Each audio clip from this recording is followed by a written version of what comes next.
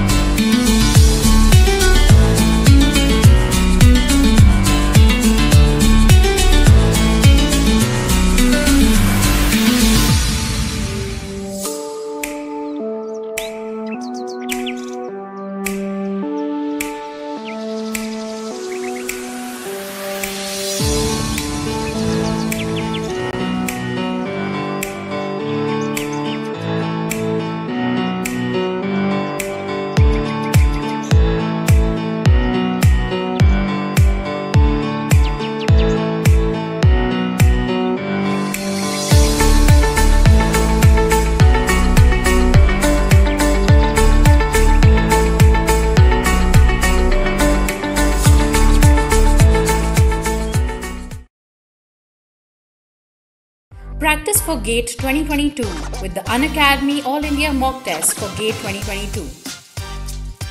Curated by top educators, based on the latest exam pattern covering the entire syllabus.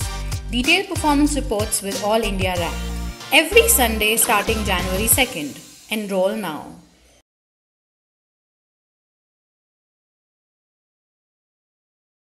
It's time to experience something glorious.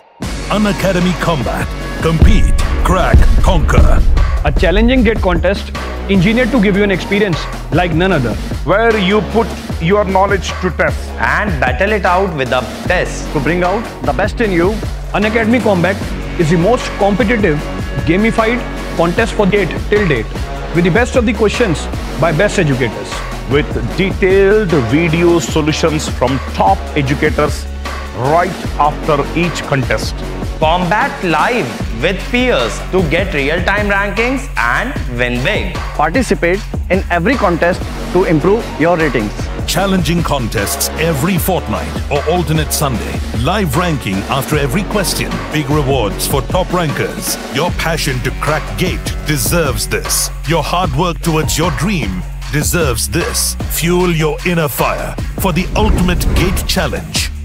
Unacademy Combat. Register now.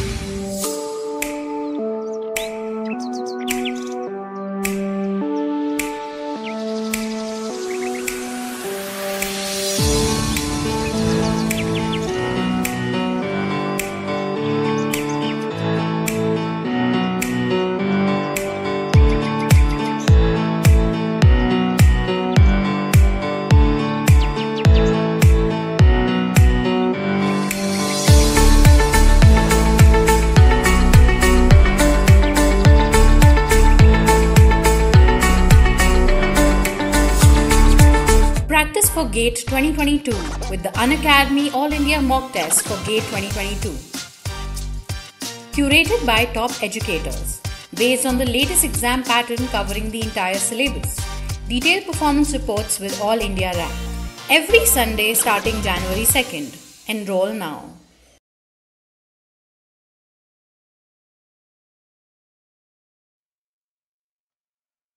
Hello friends, good morning. Welcome back to your own YouTube channel Unacademy GATE CCH। तो आज हम लोग जुड़ गए हैं भाई बढ़िया अगले मैराथन सेशन के लिए। CPM पार्ट का जो मैराथन सेशन होने वाला था बहुत ही बढ़िया तरीके से आज कवर करेंगे, और जो जो इंपॉर्टेंट टॉपिक्स हैं गेट 2022 के लिए उनको हम लोग कवर कर रहे होंगे। जैसे कि CPM का टॉपिक है क्रिटिकल पाथ मेथड पार्ट है, प्रोग्राम इवैल्यूएशन रिव्यू टेक्निक उसको देखेंगे, और क्रैशिंग। ये 3 टॉपिक हैं, इसको हम लोग अच्छे से समझेंगे क्वेश्चन के साथ बहुत ही बढ़िया तरीके से। ठीक है, तो जल्दी से सब लोग एक बार सेशन को लाइक शेयर कर देंगे। बहुत ही बढ़िया तरीके से अगले 1-1.5 घंटे के अंदर लोग इसको पूरा कवर कर रहे होंगे। ठीक है, चलो तो आई होप जो है तुम लोग को ये बातें बढ़िया से समझ में आ जाएंगी। तो यार सभी लोग हमको जानते हैं सर, एक्सपर्ट हमारे गेट ESE के अंदर। सर ने बहुत सारे एग्जाम्स यहाँ पे क्रैक कर रखे हैं, और सर की बेस्ट गेट रैंक 55 है। सर ने और भी सारे एग्जाम्स निकाल रखे हैं, और लगातार सर ने जो है गेट कॉन्सेक्टिवली क्रैक किया है एक बहुत ही टॉप रैंक के साथ हर बार। और टेलीग्राम चैनल जुड़ सकते हो, हमारा टेलीग्राम चैनल चेतन सर CSN है, उसको फॉलो कर सकते हो बहुत बढ़िया तरीके से। और वहीं पर तुमको हम इसकी PDF वगैरह दे देंगे जो यहाँ पे हम तुमको पढ़ा रहे हैं। ठीक है, ऑलरेडी वैसे पढ़ी हुई है शायद, लेकिन फिर भी हम भेज देंगे। ठीक है, कल हमने इरिगेशन पढ़ाया था, उसकी PDF भी तुमको हमने भेज दी है।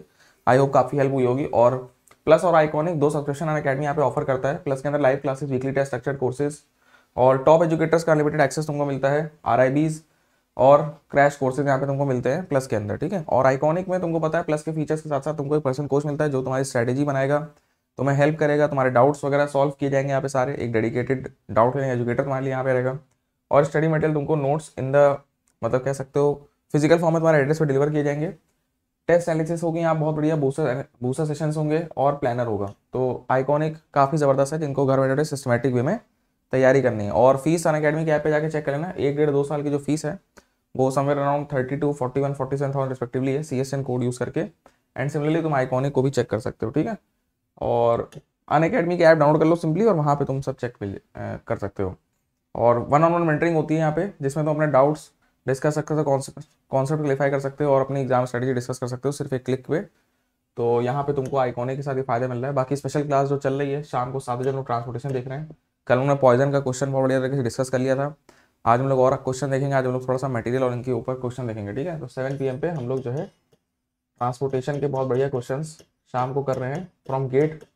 ठीक है, ज़्यादा टाइम तो हम लेते नहीं है। ठीक है, गेट 2022 के पॉइंट ऑफ व्यू से अगर हम बात करें तो हम लोग जो है वहाँ पे उसको डिस्कस कर रहे हैं। ठीक है, स्पेशल क्लासेस के सारे फीचर्स हैं, और अनअकैडमी यहाँ पे तुमको ऑफर कर रहा है डाउट सॉल्विंग फीचर, जिसके अंदर तुम अपने डाउट्स क्लिक करके क्रॉप करके सबमिट करो, सोल्यूशन अपने आप आ जाएगा। इस तरह से कुछ ऐप में दिखाई देता है, एक बार चेक करना। बाकी all India mock test series का लास्ट टेस्ट 5वां और आखिरी टेस्ट होने वाला है 30 जनवरी को, संडे को होने वाला है। तैयारी करो और एकदम गेट 2022 की फील लो। ठीक है, एकदम उसी तरीके से। तो आई होप ये सब बातें तुमको बहुत अच्छी तरीके से क्लियर है। चलिए अब हम लोग आते हैं अपने कंटेंट के ऊपर।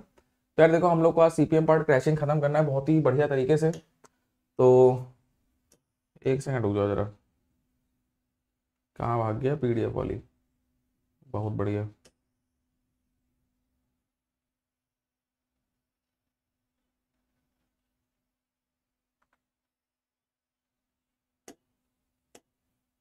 अरे यार अभी तो अपलोड करी थी हमने।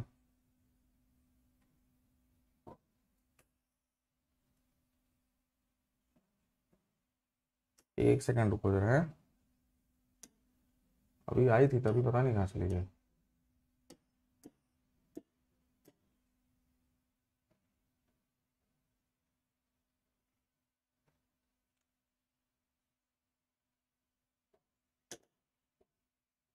ठीक है, तो हम लोग शुरू करते हैं बिना टाइम वेस्ट किए हुए। ठीक है, सेशन को CPM पार्ट की फर्स्ट और आखिरी क्लास समझो बेटा। ठीक है, सेशन को सब लोग एक बार लाइक वाइक कर देंगे यार। देखो लाइक वाइक करके शेयर कर देंगे अपने फ्रेंड्स के साथ, ताकि भाई सबका फायदा हो जाए। देखो बहुत प्रिसाइज और शॉर्ट वीडियो बनाने वाले हैं। ठीक है, बस 1.25 घंटे के अंदर तुम्हारा हम CPM पार्ट क्रैशिंग सब खत्म कर देंगे। ठीक है, थोड़ा ध्यान देना। तो ये कुछ सिलेबस है गेट का, गेट थोड़ा ज़्यादा फोकस करेंगे, ESE को मत देखो। तो ESE के पॉइंट ऑफ व्यू से भी कुछ हम लोग नहीं पढ़ रहे हैं, वैसे तुम्हारा बहुत काम इससे भी चल जाएगा। तो देखो यहाँ पे 2 नेटवर्क एनालिसिस लिखी है, PERT एंड CPM कंस्ट्रक्शन। ठीक है, ये सब लिखा हुआ है, कंस्ट्रक्शन मैनेजमेंट। क्योंकि यार देखो सिविल में कंस्ट्रक्शन से मतलब होता है, तो कंस्ट्रक्शन को मैनेज कैसे किया जाता है, प्रोजेक्ट को मैनेज कैसे किया जाता है, प्रोजेक्ट को प्लान कैसे किया जाता है, और नेटवर्क एनालिसिस कैसे की जाती है, ये सब चीज़ें पता होनी चाहिए। ठीक है, तो फटाफट चलो आगे बढ़ते हैं हम लोग बिना टाइम वेस्ट किए हुए। वैसे देखो है तो बहुत कुछ भाई, सारे टॉपिक अगर तुम देखो पर्ट सीपीएम में तो वैसे बहुत कुछ है, लेकिन तुमको इतना पता होना चाहिए कि गेट में इन 4 चैप्टर से तुम्हारे क्वेश्चंस बनेंगे, ठीक है। फंडामेंटल नेटवर्क, पर्ट सीपीएम और क्रैशिंग, तो ये हम लोग को समझना है बस, ठीक है। तो सीधे हम लोग चलते हैं नेटवर्क पे, सीधे पर्ट सीपीएम क्रैशिंग इनको निपटाएंगे, बाकी सब आगे पीछे ज़्यादा मतलब है नहीं, ये सब टॉपिक एसी के अंदर अपने आते हैं, कवर कर सकते हैं वहाँ पे, ठीक है। अभी फिलहाल हम लोग इतने पे ध्यान देंगे, ठीक है। चलो तो अब देखते हैं हम लोग फटाफट, आओ बेटा। और प्रोजेक्ट क्या होता है, देखो तुमको पता है, complex non return one time effort वाला वर्क है जिसमें टाइम और पैसे कंस्ट्रेंट होता है। भाई प्रोजेक्ट कंप्लीट करना तो टाइम और पैसे की लिमिटेशन होती है, और हम लोग करना चाहते हैं सर उसको कंप्लीट। इसमें सबसे पहले इनिशिएशन होता है, फिर प्लानिंग होती है, फिर असली काम होता है, ठीक है। और ये प्रोजेक्ट मैनेजर कंप्लीट करता है, फिर उसके बाद जो काम चल रहा होता है तो उसको हम बीच में मॉनिटर करते रहते हैं कि हाँ भाई जो चीज़ें हम जैसे चाहते हैं वैसे बन रही है कि नहीं, और एंड में उसको हम लोग क्लोज कर देते हैं, ठीक है। तो मेनली जो स्टेप नंबर 1 होता है इनिशिएशन का, कॉन्सेप्ट विजुअलाइजेशन का जो फेज है, उसमें हम लोग क्या करते हैं, प्रोजेक्ट चार्टर, प्रोजेक्ट की इनिशिएशन करते हैं, फिर प्लानिंग वगैरह सारा वर्क कौन कौन करेगा उसको तोड़ के डिफाइन करते हैं, दुनिया भर के चार्ट्स, प्लानिंग, रिस्क मैनेजमेंट और फिजिबिलिटी एनालिसिस, काफ़ी सारी एनालिसिस इसके अंदर की जाती है। और उसके बाद फिर हम उसको लॉन्च करते हैं। लॉन्च जब करते हैं तो उसको उसके चार्ट्स, फोरकास्ट, क्वालिटी चेक, बहुत सारे चेक्स लगाते रहते हैं ताकि भाई प्रॉब्लम ना हो। एंड में हम लोग उसकी परफॉर्मेंस कंट्रोल को देखते रहते हैं कि भाई जो उसका आउटपुट था उसको मिल रहा है कि नहीं, मतलब प्रोजेक्ट है ना भाई, जिस ऑब्जेक्टिव्स बना रहे थे वही चल रहा है ना भाई, ऐसा ना हो कि भाई हम सोचा कुछ था पहुँच कुछ और जाए। तो ये सब चीज़ें बाद में चेक करनी पड़ती है, और एंड में हम उसकी पोस्टमार्टम करके रिपोर्ट बनाते हैं फाइनल। और ये रिपोर्ट आगे आने वाले लोगों के लिए बहुत हेल्पफुल होती है कि अगर वो मतलब कोई सिमिलर टाइप का प्रोजेक्ट कर रहा है तो उसको बहुत ज़्यादा हेल्प मिल जाएगी, ठीक है। अब यार प्रोजेक्ट मैनेज करने के लिए कई सारे चार्ट वगैरह होते हैं, ये 4 लिखे हुए हैं, bar chart, milestone chart, link bar chart और नेटवर्क एनालिसिस। जिसमें सबसे अच्छा नेटवर्क एनालिसिस है और सबसे बेकार बार चार्ट है। बार चार्ट जो है पुराने जमाने का चार्ट है, फटाफट एक लाइन में डिस्कस कर लेते हैं क्योंकि ये क्वेश्चन जो हमारा थ्योरी में बन सकता है, ठीक है। तो बार चार्ट क्या था सर, कुछ नहीं, इसमें आप एक्टिविटी वर्सेस टाइम था। और देखिए जैसे मान लीजिए हम अब जैसे हमने यहाँ पे तुमको एग्जांपल दे रखा है पढ़ाई से रिलेटेड कि सोम पढ़ रहे हैं, स्ट्रक्चर पढ़ रहे हैं, तो सोम तुमने शुरू के 10 दिन में पढ़ा, फिर उसके बाद तुमने स्ट्रक्चर शुरू किया, तो एक लाइन बाय लाइन इस तरीके से हम लोग यहाँ पे एक्टिविटीज़ को दिखा सकते हैं वर्सेस टाइम। तो ये 1900 में हेनरी गैंड ने इंट्रोड्यूस किया था, और जो बार की लेंथ है वो प्रोपोर्शनल टू टाइम हो गई। लेकिन इसमें बहुत सारे ड्रॉबैक थे। क्या ड्रॉबैक थे, हमें पता ही नहीं चल रहा है कि अभी एक्चुअल में सोम पढ़ रहा है कि स्ट्रक्चर पढ़ रहा है, ग्राफ देख के थोड़ी बता देंगे हम। एक्चुअल में प्रोग्रेस नहीं पता चलती थी, लिंकिंग नहीं थी, कौन सा किसके बाद हो रहा है एग्जैक्टली, ठीक है। आप एक परफेक्ट रिलेशन यहाँ पे नहीं ढूंढ सकते, परफेक्ट इंटरलिंकिंग नहीं ढूंढ सकते, ठीक है। तो यहाँ पे ये प्रॉब्लम थी, समझ सकते हो, ठीक है। बाकी इसके फायदे बहुत सारे हैं सर, ये बहुत सिंपल है, इजी टू अंडरस्टैंड है, इसमें कुछ है ही नहीं, कोई ट्रेड स्किल लेवल की जरूरत नहीं है, प्रोग्रेसिव कॉस्ट को हम लोग एनालिसिस कर सकते हैं। और बाकी इसमें क्या आप देख के बता सकते हैं कि भाई इसमें इतना रिसोर्स, मतलब रिसोर्स कैलकुलेशन अगर करना है तो बहुत आराम से पता चल जाएगा, ठीक है। तुम सोचोगे रिसोर्स कैलकुलेशन क्या होता है, अरे कुछ नहीं होता, बहुत सिंपल है। जैसे मान लो इस काम में 5 लेबर की जरूरत है, इस काम में 6 लेबर की जरूरत है, अगले इस काम में मान लो 2 लेबर की जरूरत है, तो तुम यहाँ पे इन सबको ऐड करके तुम्हें पता चल जाएगा कि हाँ भाई कहाँ कहाँ कितना कितना रिसोर्स एलोकेट करना है। मान लो इसके पैरेलल में एक काम चल रहा था, यहाँ पे 3 लेबर की जरूरत है, तो अब जब तुम टाइम के साथ आगे बढ़ोगे तुम देखोगे इस टाइम तक सिर्फ हमारे प्रोजेक्ट में 5 लेबर की जरूरत पड़ रही है, यहाँ से लेके यहाँ वाले टाइम तक, यहाँ से लेके यहाँ वाले टाइम तक तुम देखो 5 और 3 8 लेबर की जरूरत पड़ रही है तुम्हारे प्रोजेक्ट में। नहीं समझ पा रहे हो बात। फिर इसके आगे जब तुम यहाँ तक काम करोगे तो तुम्हें देखो, ठीक है, इसके आगे जब बढ़ जाओगे यहाँ से यहाँ, तो 6 और 3, इस एक्टिविटी में 3, इस एक्टिविटी में 6, मतलब 9 लेबर की काम जरूरत पड़ रही है। तो रिसोर्स, अरे रिसोर्स का मतलब यार प्रोजेक्ट में क्या चाहिए, पैसा चाहिए, लेबर चाहिए, मटेरियल चाहिए, यही सब तो चाहिए, है ना। तो तुम उन रिसोर्स का कैलकुलेशन कर सकते हो बार चार्ट के ऊपर जो जो चीज़ें लिखी उनको ऐड ऑन करके कि हाँ भाई एक टाइम पे हमको इतना रिसोर्स की जरूरत पड़ सकती है। तो वही लिखा है कि रिसोर्स की रिक्वायरमेंट कैलकुलेशन थोड़ा आसान है और ईजिली हम विजुअली इसको रिप्रेजेंट कर सकते हैं, क्योंकि ये रिप्रेजेंट करना आसान है, ड्रॉ करना आसान है। लेकिन इसमें जो डिसएडवांटेज है वो बहुत बड़ी दिक्कत देते हैं, ठीक है। इसमें डिग्री ऑफ डिटेल्स नहीं है, मतलब छोटी छोटी, अब देखो तुमने सोम पढ़ा, सोम के अंदर कौन कौन से चैप्टर पढ़े ये नहीं पता चल पा रहा है, उसके अंदर छोटे छोटे सब इवेंट्स नहीं है सर, ये प्रॉब्लम है, ठीक है, पहली। दूसरा, हम लोग प्रोजेक्ट की प्रोग्रेस कहाँ जा रही नहीं पता चल रहा, तो इसके लिए एक तरीका बनाया गया कि जैसे जैसे जो जो होता जा रहा है उसको कलर करते जाओ। अब जैसे इसको कलर कर दिया पूरा, मतलब ए खत्म हो गया, बी एक्टिविटी भी खत्म हो गई, लेकिन इसको देखो कलर नहीं किए हैं, इसका मतलब यहाँ पे एक्टिविटी खत्म नहीं हुई। तो हमने ये तरीका ढूंढा कि भाई प्रोजेक्ट की प्रोग्रेस क्या चल रही है देख के बताया जाए, तो एक्टिविटी करो कलर करो, एक्टिविटी करो कलर करो, इस तरह से तुम देख सकते हो। टाइम का कुछ ज़्यादा पता है नहीं, क्रिटिकल पाथ पता नहीं चल रहा है, क्रिटिकल एक्टिविटी पता नहीं चलेगी, कॉस्ट हम ऑप्टिमाइज कर नहीं पा रहे हैं, और सबसे बड़ी प्रॉब्लम, मोस्ट सीरियस ड्रॉबैक, कि एक्टिविटी को इंटर रिलेट नहीं कर पा रहे हैं। अब इसका मतलब क्या होता है थोड़ा आगे समझेंगे हम लोग, ठीक है। अब ये सारे ड्रॉबैक करने के लिए, दूर करने के लिए हम लोग ने अगले अगले चार्ट बनाए। फिर हमारा आगे कौन सा, माइलस्टोन चार्ट। सर ये माइलस्टोन चार्ट क्या होता है, सुनते चलना बहुत ध्यान से, ठीक है। सर माइलस्टोन चार्ट की अगर हम बात करें यहाँ पे, तो आप ये देख सकते हैं कि इसमें क्या करा इन्होंने, वो जो डिग्री ऑफ डिटेल्स था, मतलब एक एक्टिविटी के अंदर छोटी छोटी सब एक्टिविटी बनाने के लिए इन्होंने यहाँ पे देखो, यहाँ पे एक एरो उचकू टाइप का बना दिया है, एरो बना दो, ये बना दो, ये बना दो, कुछ भी बना दो। इससे क्या होगा, जैसे सोम मान लो चला था, तो सोम के अंदर ये चैप्टर नंबर 1 था, ये चैप्टर नंबर 2 था, ये भाई अपना तुम्हारा डिफ्लेक्शन ऑफ बीम था, ये अगला चैप्टर था। तो इससे डिग्री ऑफ डिटेल आ गई। तो माइलस्टोन का मतलब क्या हुआ, इवेंट के मतलब एक बड़ी एक्टिविटी के अंदर छोटे छोटे इवेंट्स, ये खत्म हुआ, ये खत्म हुआ। अब जैसे फॉर एग्जाम्पल मान लो तुमको फाउंडेशन बनानी है, तो यार फाउंडेशन के अंदर भी बहुत सारा काम होता है। पहले तो मटेरियल का प्रोक्यूरमेंट करना पड़ता है, फिर सामान आता है, साइड पे गिरता है, फिर नीचे एक लेयर बनती है। तो इस तरह से स्टेप बाय स्टेप होता है। तो वो स्टेप जो है यहाँ पे तुम ऐसे दिखा सकते हो माइलस्टोन चार्ट। तुमसे अगर कोई पूछता है कि माइलस्टोन चार्ट बार चार्ट से बेहतर क्यों है, तो क्या बताओगे? सर हम ये बताएंगे कि सर उसमें डिग्री ऑफ डिटेल्स बढ़िया से मिल जाएंगे। किसमें? माइलस्टोन में। बार चार्ट सर बेकार था, उसके अंदर डिग्री ऑफ डिटेल्स आपकी नहीं थी। बड़ी एक्टिविटी होगी, उसके अंदर छोटी छोटी क्या चीज़ें हो रही हैं हमको पता नहीं चल पा रही हैं, ठीक है, इस तरह से। तो डिग्री ऑफ डिटेल्स हमको पता चल जाती हैं। फिर अगला हमारा आ जाता है लिंक्ड बार चार्ट। ये और बढ़िया है। अब इसमें लिंक्ड बार चार्ट में क्या है कि आप माइलस्टोन भी दिखा दीजिए ताकि डिग्री ऑफ डिटेल्स भी कवर हो जाए और एक्टिविटी इंटर रिलेशनशिप भी बता जाती है। देखो क्यों, यहाँ पे एरो बना देते हैं यार। अब एरो, ये जो एरो है ये क्या करता है, ये दोनों एक्टिविटी को बढ़िया से लिंक कर देता है। दोनों एक्टिविटी को बहुत बढ़िया तरीके से यहाँ पे लिंक कर देता है, ठीक है। जैसे मान लो सबसे पहले सामान लेके आओ, प्रोक्योर करो, सप्लाई लेके आओ, फिर डिजाइन करो, फैब्रिकेट करो, एंड में डिलीवर कर दो। तो इसी सीक्वेंस में होगा, तो हमने एरो बना दिया। नहीं तो देखो कोई भरोसा नहीं है, ठीक है, कोई भरोसा नहीं है, क्या पता कौन किसके बाद हो जाए। भाई तुम सोम स्ट्रक्चर आरसीसी मान लो सीक्वेंस में पढ़ना चाहते हो, तो सोम का स्ट्रक्चर पढ़ो, स्ट्रक्चर आरसीसी पढ़ोगे, ये एरो से ही पता चलेगा। वरना कोई कुछ भी मान ले, पहले में चल रहा है उसमें क्या है ना, तो पता नहीं चलता कौन किसके बाद सीक्वेंस चल रहा है, ठीक है। तो ये है, और सब लोग मोटिवेटेड रहो, डरो नहीं, बिल्कुल चिंता ना करो, सब अच्छा ही होता है। अपने अंदर हिम्मत रखो और आगे बढ़ते रहो। फिर अब आ गया हमारा सबसे बढ़िया वाला, किसी में डिग्री ऑफ डिटेल नहीं है, किसी में लिंक नहीं बन रहे हैं कि भाई किसके बाद क्या होगा, एक रिलेशनशिप आनी चाहिए सर एरो के साथ। एरो बहुत इंपॉर्टेंट समझ में आया हम लोग को, ठीक है, कि सर एरो नहीं होगा तो हमको एक लॉजिकल सीक्वेंस नहीं मिल पाएगा कि कौन सी एक्टिविटी किसके बाद हो रही है। तो एक बढ़िया नेटवर्क बनाया गया है। नेटवर्क में क्या होता है सर, एक ग्राफिकल लॉजिकल तरीका है जिसके अंदर आप समझिए कि सारी प्रॉब्लम दूर हो जाएगी, ठीक है। ये बड़े और कॉम्प्लिकेटेड प्रोजेक्ट के लिए बहुत बढ़िया है। आसानी से सर आप सब कुछ देख सकते हैं, रीशेड्यूल कर सकते हैं, कंट्रोल कर सकते हैं, प्रोजेक्ट को मॉनिटर करने के लिए बहुत ही बढ़िया तरीका है ये, ठीक है। तो नेटवर्क की अगर हम बात करें, थोड़ा बात करते हैं, लेकिन उससे पहले एक टेक्निक और है, वर्क ब्रेकडाउन स्ट्रक्चर। ये सब में होना ही चाहिए। जब भी कोई बड़ा प्रोजेक्ट होता है, बड़ी बिल्डिंग बननी है, कुछ भी काम होना है, तो हम लोग एक बड़े से वर्क को बहुत सारे छोटे छोटे पार्ट्स में तोड़ देते हैं, ठीक है। तो बड़े से वर्क को छोटे छोटे पार्ट में तोड़ देते हैं और हर एक मैनेजर को एक एक काम देते हैं। जैसे साइट वर्क का काम दे दिया, किसी को फुटिंग का दे दिया, किसी को फ्लोर स्लैब, किसी को फ्रेम का, किसी को रूफ का, किसी को प्लम्बिंग का, किसी को इलेक्ट्रिकल का। तो इस तरह से अलग अलग वर्क को बांट दिया और सबको एक एक हेड बना दिया कि भाई अब तुम ये काम करो, तुम्हारी जिम्मेदारी, तुमसे सब रिपोर्ट हम लेंगे, सारा पैसा ऐसे के साथ तुमसे लिया जाएगा, ठीक है। तो बड़े वेरियस एक्टिविटी प्रोजेक्ट को हम लोग क्लियरली आइडेंटिफाई करते हैं, हाँ भाई ये होना, ये होना, ये होना, उसको तोड़ के काम खत्म कर देते हैं, ठीक है। इस तरीके से चलता है। उसके बाद हम बात करेंगे यहाँ पे, अब नेटवर्क को पढ़ते हैं अच्छे से, ठीक है। हमको समझ में आ गया सर कई सारी टेक्निक थी, आपने भी हमको बता दिया, bar chart, linked bar chart, milestone chart और नेटवर्क। हमको समझ में आया, सब में कुछ ना कुछ कमियां है, लेकिन सबसे बड़ी क्या है, नेटवर्क। नेटवर्क को बहुत बड़ी तरह से पढ़ते हैं, ठीक है। तो नेटवर्क हमारे दो टाइप के होते हैं, एक होता है AOA, एक होता है AON, activity on arrow, activity on node. तो एक्टिविटी ऑन नोड को भी ज़्यादा मतलब से नहीं, देखो ये तुम्हारा, ये होती है नोड, समझो पहले ये क्या होती हैं, जो गोले बने हैं इनको नोड बोलते हैं, और ये जो बीच में हमारा ये इसको बोलते हैं एरो।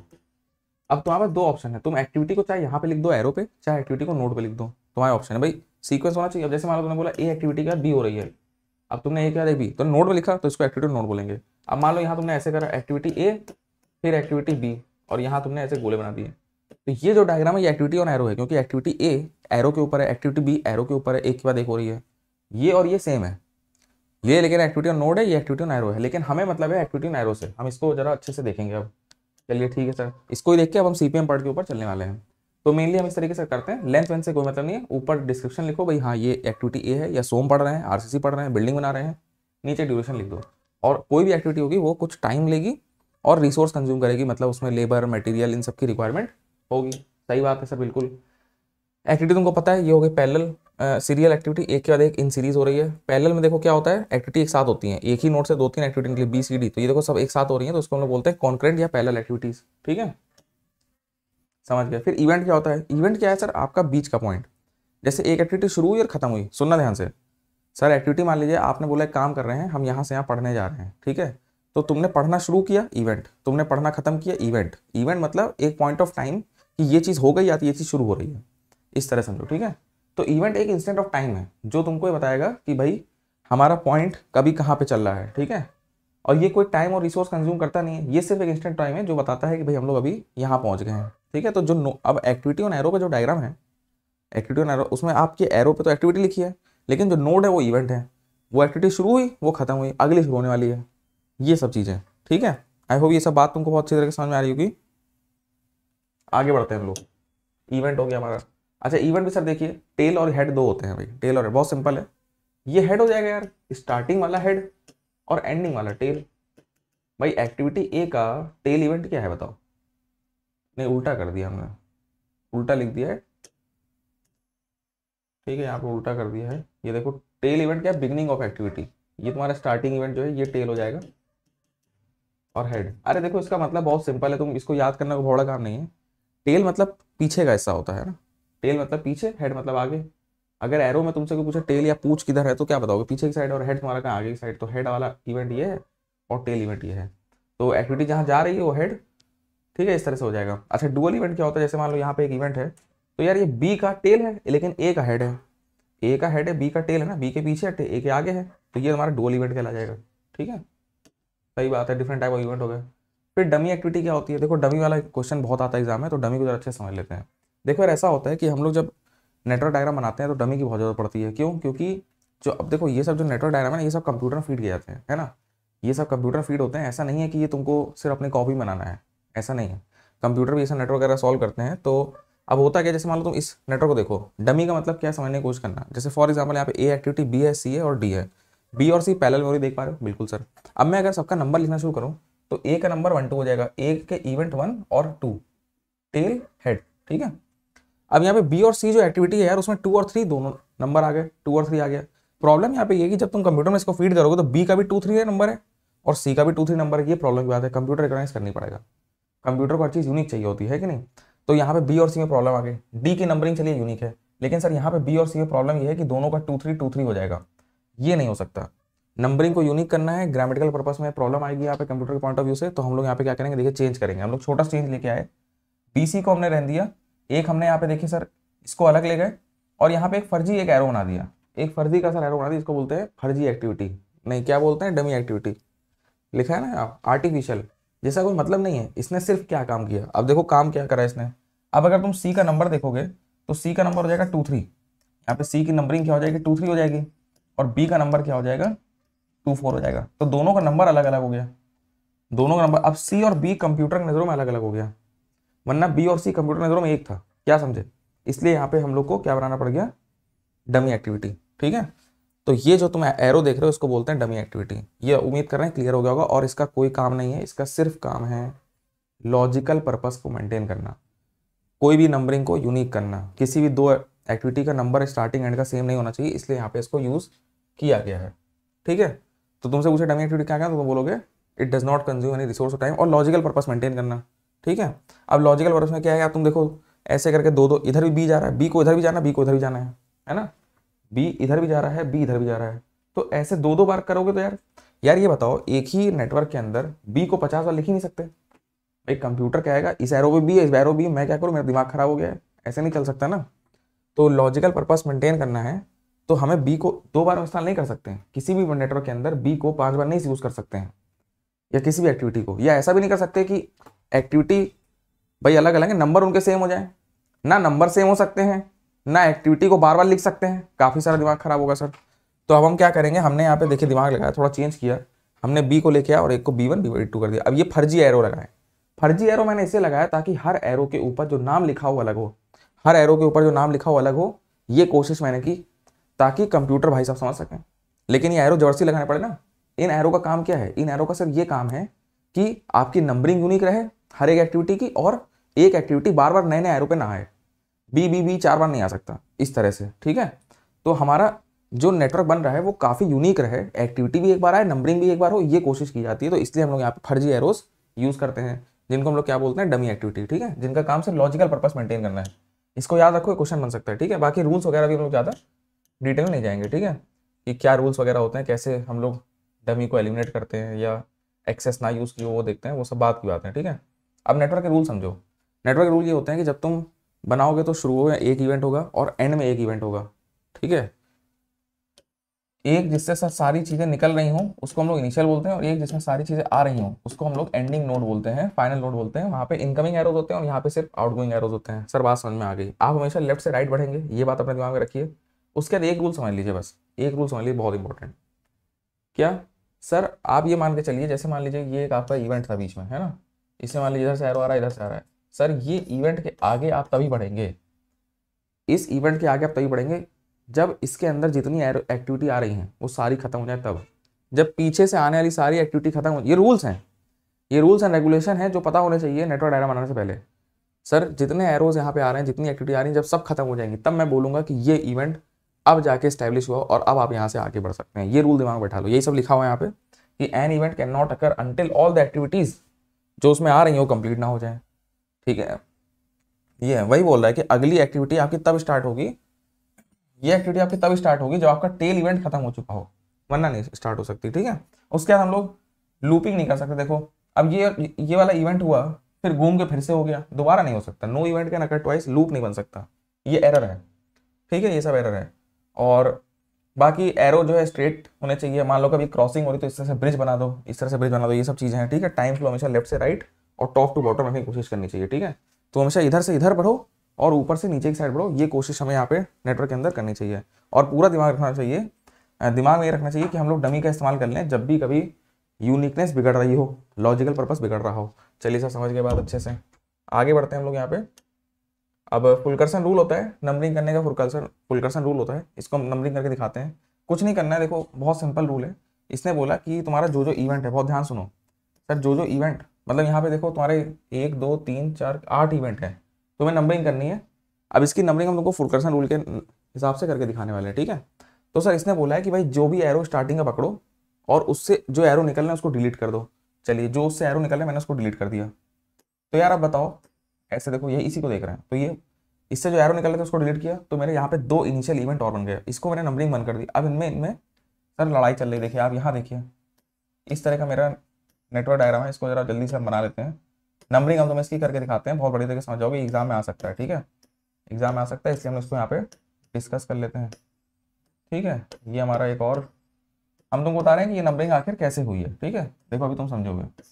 तो सबसे पहला स्टेप मैंने ये किया सर, सबसे पहला स्टेप मैंने ये किया कि मैंने स्टार्टिंग, अभी नंबरिंग कहीं नहीं है ना, मैंने स्टार्टिंग के नोड से शुरू किया और उससे जितने एरो निकलने माइनस हटा दिया। चलिए स्टेप नंबर 1, फिर मैंने इसको नंबरिंग दी 1। चलिए 1 हो गया। अब इन दोनों में ये देखो, ये इनिशियल बन गए भाई, जिससे एरो सिर्फ निकलते हों, जिससे एरो सिर्फ निकल रहे हो, जिसमें आ कोई ना रहो, जिसमें आ कोई ना रहो, जिसमें सिर्फ जा रहे हो, उसको बोलते हैं इनिशियल। तो तुमने पीछे एरो को डिलीट करके यहाँ पे 2 इनिशियल बनाए और हमने तुमको बोला है लेफ्ट से राइट चलो, टॉप से बॉटम आओ। तो पहला नंबर ऊपर लेको देंगे, इसको 2 दे दो बेटा, इसको 3 दे दो। अब 2 से जितने एरो निकल रहे हैं, 2 से भैया जितने एरो निकल रहे हैं सबको हटा दो। चलिए ओके सर, आपकी बात मैंने मानी, 2 से जितने एरो निकल रहे हैं मैंने सबको हटा दिया। अब बताओ इनिशियल कितने बने। सर आप ध्यान अगर देखें, हम लोग इनिशियल बना सिर्फ एक ये वाला, क्योंकि इसमें कोई भी एरो नहीं आ रहा, ये इनिशियल नहीं है। पूछो क्यों, पूछो ये इनिशियल क्यों नहीं है, क्योंकि इसमें एरो आ रहा है। देखो भाई, भले ही वो एरो डिलीट हुआ लेकिन इधर से एक एरो आ रहा है, तो ये इनिशियल नहीं, ये बना। तो अगला 4 नंबर किसे मिलेगा, अगला 4 नंबर इसे मिलेगा। ठीक है, तो हमने 2 का एरो डिलीट किया, यहाँ 4 आ गया। अब बताओ, अब हम 3 पे आ जाएंगे वापस, पीछे आ जाओ वापस से। अब 3 में जितने एरो निकल रहे हैं, 3 में से जितने एरो निकल रहे हैं उसको हटा दो, 3 में से जितने एरो निकल रहे हैं उनको हटा दो। चलिए हटा दिया। 3 में से मैंने जितने एरो निकल हटा दिया, तो इनिशियल बताओ कौन बना, ये दोनों में से ये इनिशियल बना, ये नहीं है क्योंकि इसमें एरो आ रहा है, ये इनिशियल बना। तो इसको अगला नंबर 1 2 3 4 क्या 5 देंगे। नहीं समझे, बात समझो यार हमारी, क्या बताया, रूल समझो, रूल है कि नहीं। क्यों भाई, क्लियर है सर। अब हम यहाँ पे 4 के बाद जो एरो निकल रहा है, अब तुम 3 से कर दिया, 4 पे आ जाओ, 4 के बाद जो एरो निकल रहा है उसको हटा दो। चलिए 4 का जो एरो निकल रहा है हटा दिया। तो अब जो इनिशियल बना, ये इनिशियल है नहीं, ये इनिशियल है, तो इसको हम 6 नंबर दे देंगे। अब तुम 5 से जो एरो निकल रहे हैं उनको हटा दो, 5 से जो एरो निकल रहा है भैया उसको हटा दो। चलिए सर, बात मानी मैंने आपकी, 5 से एरो निकल रहा है मैंने उसको हटा दिया, तो इसको अब ये इनिशियल बन गया, वो तो इनिशियल बन गया क्योंकि उसमें 2 एरो जा रहे हैं, तो इसको मैं 7 कर दूंगा, इसको मैं 7 कर दूंगा। अब 6 से जो एरो निकल रहा है उसको हटा दो, तो अगला नंबर तुम इसको 8 दे दो। फिर 7 से जो निकल रहा है उसको हटा दो, तब हट गया, तुम्हारे देखो नंबरिंग पूरी कंप्लीट हो गई। ये नंबरिंग एग्जैक्टली ऊपर वाले से मैच कर रही है। ये फुलकर्सन रूल का तरीका है। इनका रूल समझ लो 2 लाइन में। रूल ये है कि इस इनिशियल नोड से आप एरो हटा हटा के आगे बढ़िए और नए नए इनिशियल इवेंट बनाइए। फिर नए नए इनिशियल इवेंट का मतलब वो वाले इवेंट जिनके अंदर कोई भी एरो ना आ रहा हो, नो इनकमिंग एरोज होने चाहिए उसके अंदर, है ना। फिर उसके बाद आप उनकी नंबरिंग सीक्वेंशियली करते जाइए, top to bottom, left to right, और क्या नाम है, नए नए इनिशियल नोड बनाते बढ़ते जाइए बस। फिर इसके बाद आप लास्ट लेटेस्ट नंबर पे आइए, वहाँ से एरो डिलीट करिए और पढ़ते जाइए, काम आराम से हो जाएगा तुम्हारा। ठीक है, चलो अब हम समझ गए, आगे बढ़ते हैं हम लोग यहाँ पे। ठीक, अच्छा कितने मार्क्स का आता है ये पूछ रहे हो? 2-3 नंबर का आता है बस यार। स्किप नंबरिंग क्या होती है यार? होता क्या है नंबरिंग, अब जैसे हम लोग 1 2 3 4 कर देंगे और बाद में मान लो हम लोग को प्रोजेक्ट में, जैसे यहाँ पे देखो यही है, अब मान लो हमको बाद में कोई एक्टिविटी ऐड करनी है, नंबरिंग तुमने लगातार 1 2 3 4 कर दी, तो बीच में 4.5 या 5.5 थोड़ी घुसेड़ेंगे, अब प्रॉब्लम आएगी ना यार। तो स्किप नंबरिंग क्या होती है, जब बड़े बड़े प्रोजेक्ट होते हैं, बहुत बड़े बड़े प्रोजेक्ट होते हैं जहाँ पे मॉडिफिकेशन बहुत ज़्यादा करने पड़ते हैं बार बार समय के साथ, तो वहाँ पे हम लोग स्किप नंबरिंग यूज़ करते हैं। जैसे हमने 10 यूज़ करा, 20 यूज़ करा, 30 यूज़ करा, तो 10 20 30 अगर यूज़ करते हो और मान लो भविष्य में तुमको कोई एक्टिविटी लगानी है तो तुम 11 12 करके 21 22 करके नंबर जोड़ सकते हो बीच में, है कि नहीं? तो स्किप नंबरिंग इसलिए की जाती है कि बाद में अगर मान लो कोई एक्टिविटी जोड़नी है तो जगह रहे। बड़े प्रोजेक्ट में ये काफ़ी चलता है, क्योंकि बड़े प्रोजेक्ट में हमको पता नहीं होता है क्या कैलकुलेशन कहाँ जाने वाली है और एक्टिविटी उसमें जोड़नी पड़ सकती हैं। स्मॉल में सर ज़्यादा जरूरत तो पड़ती नहीं चेंज की, तो आप सीरियल नंबर दीजिए, लाइन से नंबर को सीरियल एकदम लाइन से दीजिए तो कोई दिक्कत ही नहीं है। ठीक है, तो स्किप नंबरिंग पता रहना चाहिए व्हाट इट इज़। और एरर, सर नेटवर्क में अगर हम एरर देखें, 2 टाइप की एरर हम लोग को मेनली पढ़नी है यहाँ पे। एक आपकी होती है सर साइक्लिक, एक आपकी होती है डैंगलिंग। ठीक है, 2 टाइप की एरर यहाँ पे हमको देखने को मिल रही है। साइक्लिक लूपिंग में क्या देख रहे हो तुम यहाँ पे कि लूप नहीं बनना चाहिए, एक इवेंट दोबारा नहीं होना चाहिए, ये बात है, ये तुमको समझना पड़ेगा। ठीक है, एक इवेंट हमारा दोबारा ना हो, ये हमें देख के चलना है यहाँ पे। इसे हम लोग बोलते हैं कौन सी एरर? साइक्लिक या लूपिंग एरर। दूसरा हमारा क्या बोला? डैंगलिंग। डैंगलिंग में क्या है यार, एंड 2 नहीं होने चाहिए, 2 या 2 से ज़्यादा नहीं होने चाहिए एंड। तुम अगर बहुत ध्यान से देखो इस डायग्राम को तो तुम यहाँ देख पा रहे हो नेटवर्क के 2 एंड पॉइंट नहीं हो सकते। देखो इधर भी एंड पॉइंट हो रहा है और इधर भी एंड पॉइंट हो रहा है। भाई आपका नेटवर्क एक ही जगह एंड करना चाहिए, सारों एरो उसके अंदर आने चाहिए, ऐसा होना चाहिए। तो डैंगलिंग का मतलब 2-4 एंड हो जाना, ये अच्छी बात नहीं है। ठीक है, अब जैसे तुम कुछ डायग्राम्स देखो, है ना, तुमको एग्जाम में इस तरह क्वेश्चन मिलेंगे और तुमको यहाँ पे नेटवर्क डायग्राम के कुछ कंस्ट्रेंट्स दिए रहेंगे और इन कंस्ट्रेंट को देख के तुम्हें समझना रहेगा कि भाई डायग्राम कैसे बनेगा। नेटवर्क डायग्राम बनाना तुमको आना चाहिए, है ना। अब तुम जब यहाँ देखोगे तो नेटवर्क डायग्राम कैसे बनाया जाए ये तुमको समझ में आएगा। ठीक है, अब जैसे फॉर एग्जांपल यहाँ पे तुमको उन्होंने कंस्ट्रेंट दे दिए, तो मैंने बहुत सारे कंस्ट्रेंट यहाँ पे दे दिए कि भाई ए के पीछे इमीडिएट पीरियड मतलब पीछे, ए के पीछे कोई नहीं, बी के पीछे ए है, सी के पीछे भी ए है, डी के पीछे भी ए है। इसका मतलब BCD देख रहे हो, BCD के पीछे ए है, ऐसे बनेगा भैया। तुमको ये सब दिया रहेगा, तुमको इस तरह से अगर टेबल दे दें तो तुम बताओ दिमाग लगा के डायग्राम बना लोगे? नहीं, सिंपल काम, बहुत कठिन नहीं है। फिर ई के पीछे बी है तो ऑब्वियसली तुम बी के आगे ई बनाओगे, भाई यही तो मतलब है। फिर बोल रहा है एफ के पीछे सी है तो भाई एफ के पीछे सी बनाओगे, भाई सी के आगे तुम एफ बनाओगे ऑटोमेटिक। भाई इतना तो कर ही लोगे ना, बहुत कठिन काम थोड़ी है। 2-4 ट्रायल लोगे, थोड़ा गंदा होगा डायग्राम, 2-4 में बन जाता है, 2-4 डायग्राम बन जाता है, ये कोशिश हमें करनी पड़ेगी। ठीक है, ऐसे ही कह रहा है एफ के पीछे सी है तो एफ के पीछे सी हो गया, फिर जी के पीछे डी है तो हमने डी के बाद जी बना दिया इस तरीके से, और फिर बोल रहा है एच के पीछे भी डी है तो हमने जी और एच 2 निकाले यहाँ से, है कि नहीं। तो इस तरीके से दिमाग लगा के हमने पूरे डायग्राम को अपना बना डाला। आई के पीछे ई एफ जी है तो आई के पीछे ई भी आया, एफ भी आया, जी भी आ गया आई के पीछे। लेकिन जे के पीछे एच और आई है तो एच और आई को हमने जे के पीछे करा, नेटवर्क डायग्राम कंप्लीट हो गया। इस तरह से हम लोग काम कर सकते हैं। ठीक है, तो नेटवर्क डायग्राम हम लोग अच्छे से बना डालेंगे। ऐसे तुमको देखो यहाँ पे कुछ बोल रहा है, बहुत सारी चीजें बोल रहा है, ये क्या है? ये हमारे नेटवर्क डायग्राम की कंस्ट्रेंट्स हैं। कंस्ट्रेंट्स मतलब रिलेशनशिप है, रिलेशनशिप कह लो या इंटरडिपेंडेंसी कह लो कि एक इवेंट अगली इवेंट पे इस तरीके से डिपेंडेंट है। एक्टिविटी, इवेंट ना बोले एक्टिविटी बोले, है ना। एक्टिविटी किस तरीके से यहाँ पे डिपेंडेंट है वो यहाँ पे लिखा रहता है क्वेश्चन के अंदर, और तुमको दिमाग लगा लगा के अपने डायग्राम को कंप्लीट करना रहता है। ठीक है, तुम दिमाग लगा के अपना डायग्राम यहाँ पे बढ़िया तरीके से कंप्लीट कर सकते हो जाएगा सर, थोड़ा प्रैक्टिस करेंगे कोई दिक्कत नहीं। तो इस तरीके से तुमको क्वेश्चन एग्जाम में मिल सकते हैं। तुमको छोटे मोटे क्वेश्चन मिलेंगे, उसमें तुम्हें बोलेगा कि भाई हमारी एक्टिविटी ऐसी है, इसके बाद ये हो रहा है, उसके बाद वो हो रहा है, तो वो तुम यहाँ पे बढ़िया कंप्लीट कर सकते हो। ठीक है, अब आता है पर्ट। देखो पर्ट और सीपीएम को हम जरा पहले थोड़ा कंपेयर करें, ये 2 टेक्निक हैं भाई। अब तुम बहुत ध्यान सुनना मेरी बात, ठीक है। पर्ट और सीपीएम में क्या है, एक बहुत छोटा डिफरेंस है। एंड में तुम्हें क्या करना होगा, क्वेश्चन में एक नेटवर्क डायग्राम मिलेगा बड़ा सा, उस नेटवर्क डायग्राम को समझना है और सॉल्व करना है। ठीक है, अब हम सीधे सॉल्व करने वाले स्टेप पे चलने वाले हैं, लेकिन उससे पहले कुछ बेसिक डिफरेंसेस समझ लेते हैं कि पर्ट वाले नेटवर्क में और सीपीएम वाले नेटवर्क में फ़र्क क्या होगा। दोनों ही नेटवर्क टेक्निक है, ठीक है। अब जैसे पर्ट जो टेक्निक है वो तुम्हारी डेवलप की थी यूएस नेवी ने, और बहुत साल पहले ये डेवलप किया गया था। और जब ये इंप्लीमेंट किया गया किसी प्रोजेक्ट में, जैसे ये लोग मिसाइल वगैरह बना रहे थे, तो लॉकहीड मिसाइल सिस्टम डिवीजन, जैसे अपने DRDO वगैरह है, वैसे यहाँ पे यूएसए में लॉकहीड मिसाइल सिस्टम डिवीजन है। और ऑब्वियसली टेंडर वेंडर होता है, प्राइवेट कॉन्ट्रैक्टर मिलके पर्ट टेक्निक का यूज़ करके इन्होंने प्रोजेक्ट को बहुत जल्दी कंप्लीट कर दिया। तो इन्हें समझ में आ गया ये पर्ट टेक्निक बहुत ज़बरदस्त है। ऐसे सीपीएम होता है क्रिटिकल पाथ मेथड, जिसको जो कंस्ट्रक्शन एक्टिविटीज़ के लिए बहुत ज़्यादा जरूरी होता है।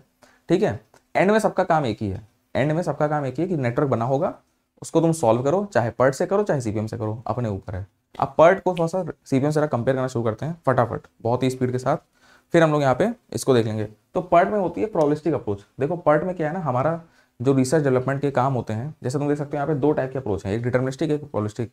अब यार तुम कंस्ट्रक्शन काम करो, दीवार बना रहे हो, वॉल, तो हमको पता है वॉल हमेशा वॉल ही बनती है, एक दिन या 2 दिन में बन जाएगी। तो हम जो काम कर रहे हैं उसमें तुमको पता होता है कि ये काम इतने में एग्जैक्टली खत्म हो जाए, सिंगल टाइम एस्टिमेट देते हैं क्योंकि हमको पता है वो काम इतने में खत्म होगा। प्लानर के पास पूरा आइडिया है, पहले से इतनी नॉलेज है कि वो बता दे कि काम इतने टाइम में खत्म हो जाएगा।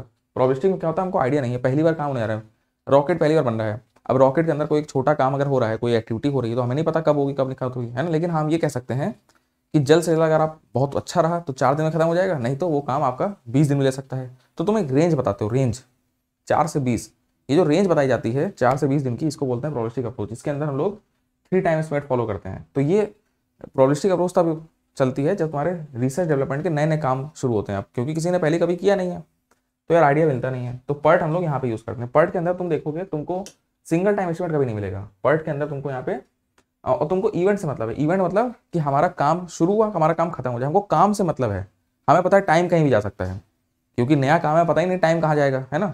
तो हम यहाँ पे इवेंट से मतलब रखते हैं। PERT is event oriented, event से मतलब रखने वाला, शुरू हो जाए खत्म हो जाए, बीच में क्या हुआ हमें दिक्कत नहीं है, हमें पता है यहाँ पे ऊंच नीच हो सकती थी क्योंकि नया काम है, पहली बार हो रहा है। तो इवेंट स्टार्टिंग एंडिंग, इवेंट मतलब instant of time, starting ending से हमें यहाँ पे मतलब है।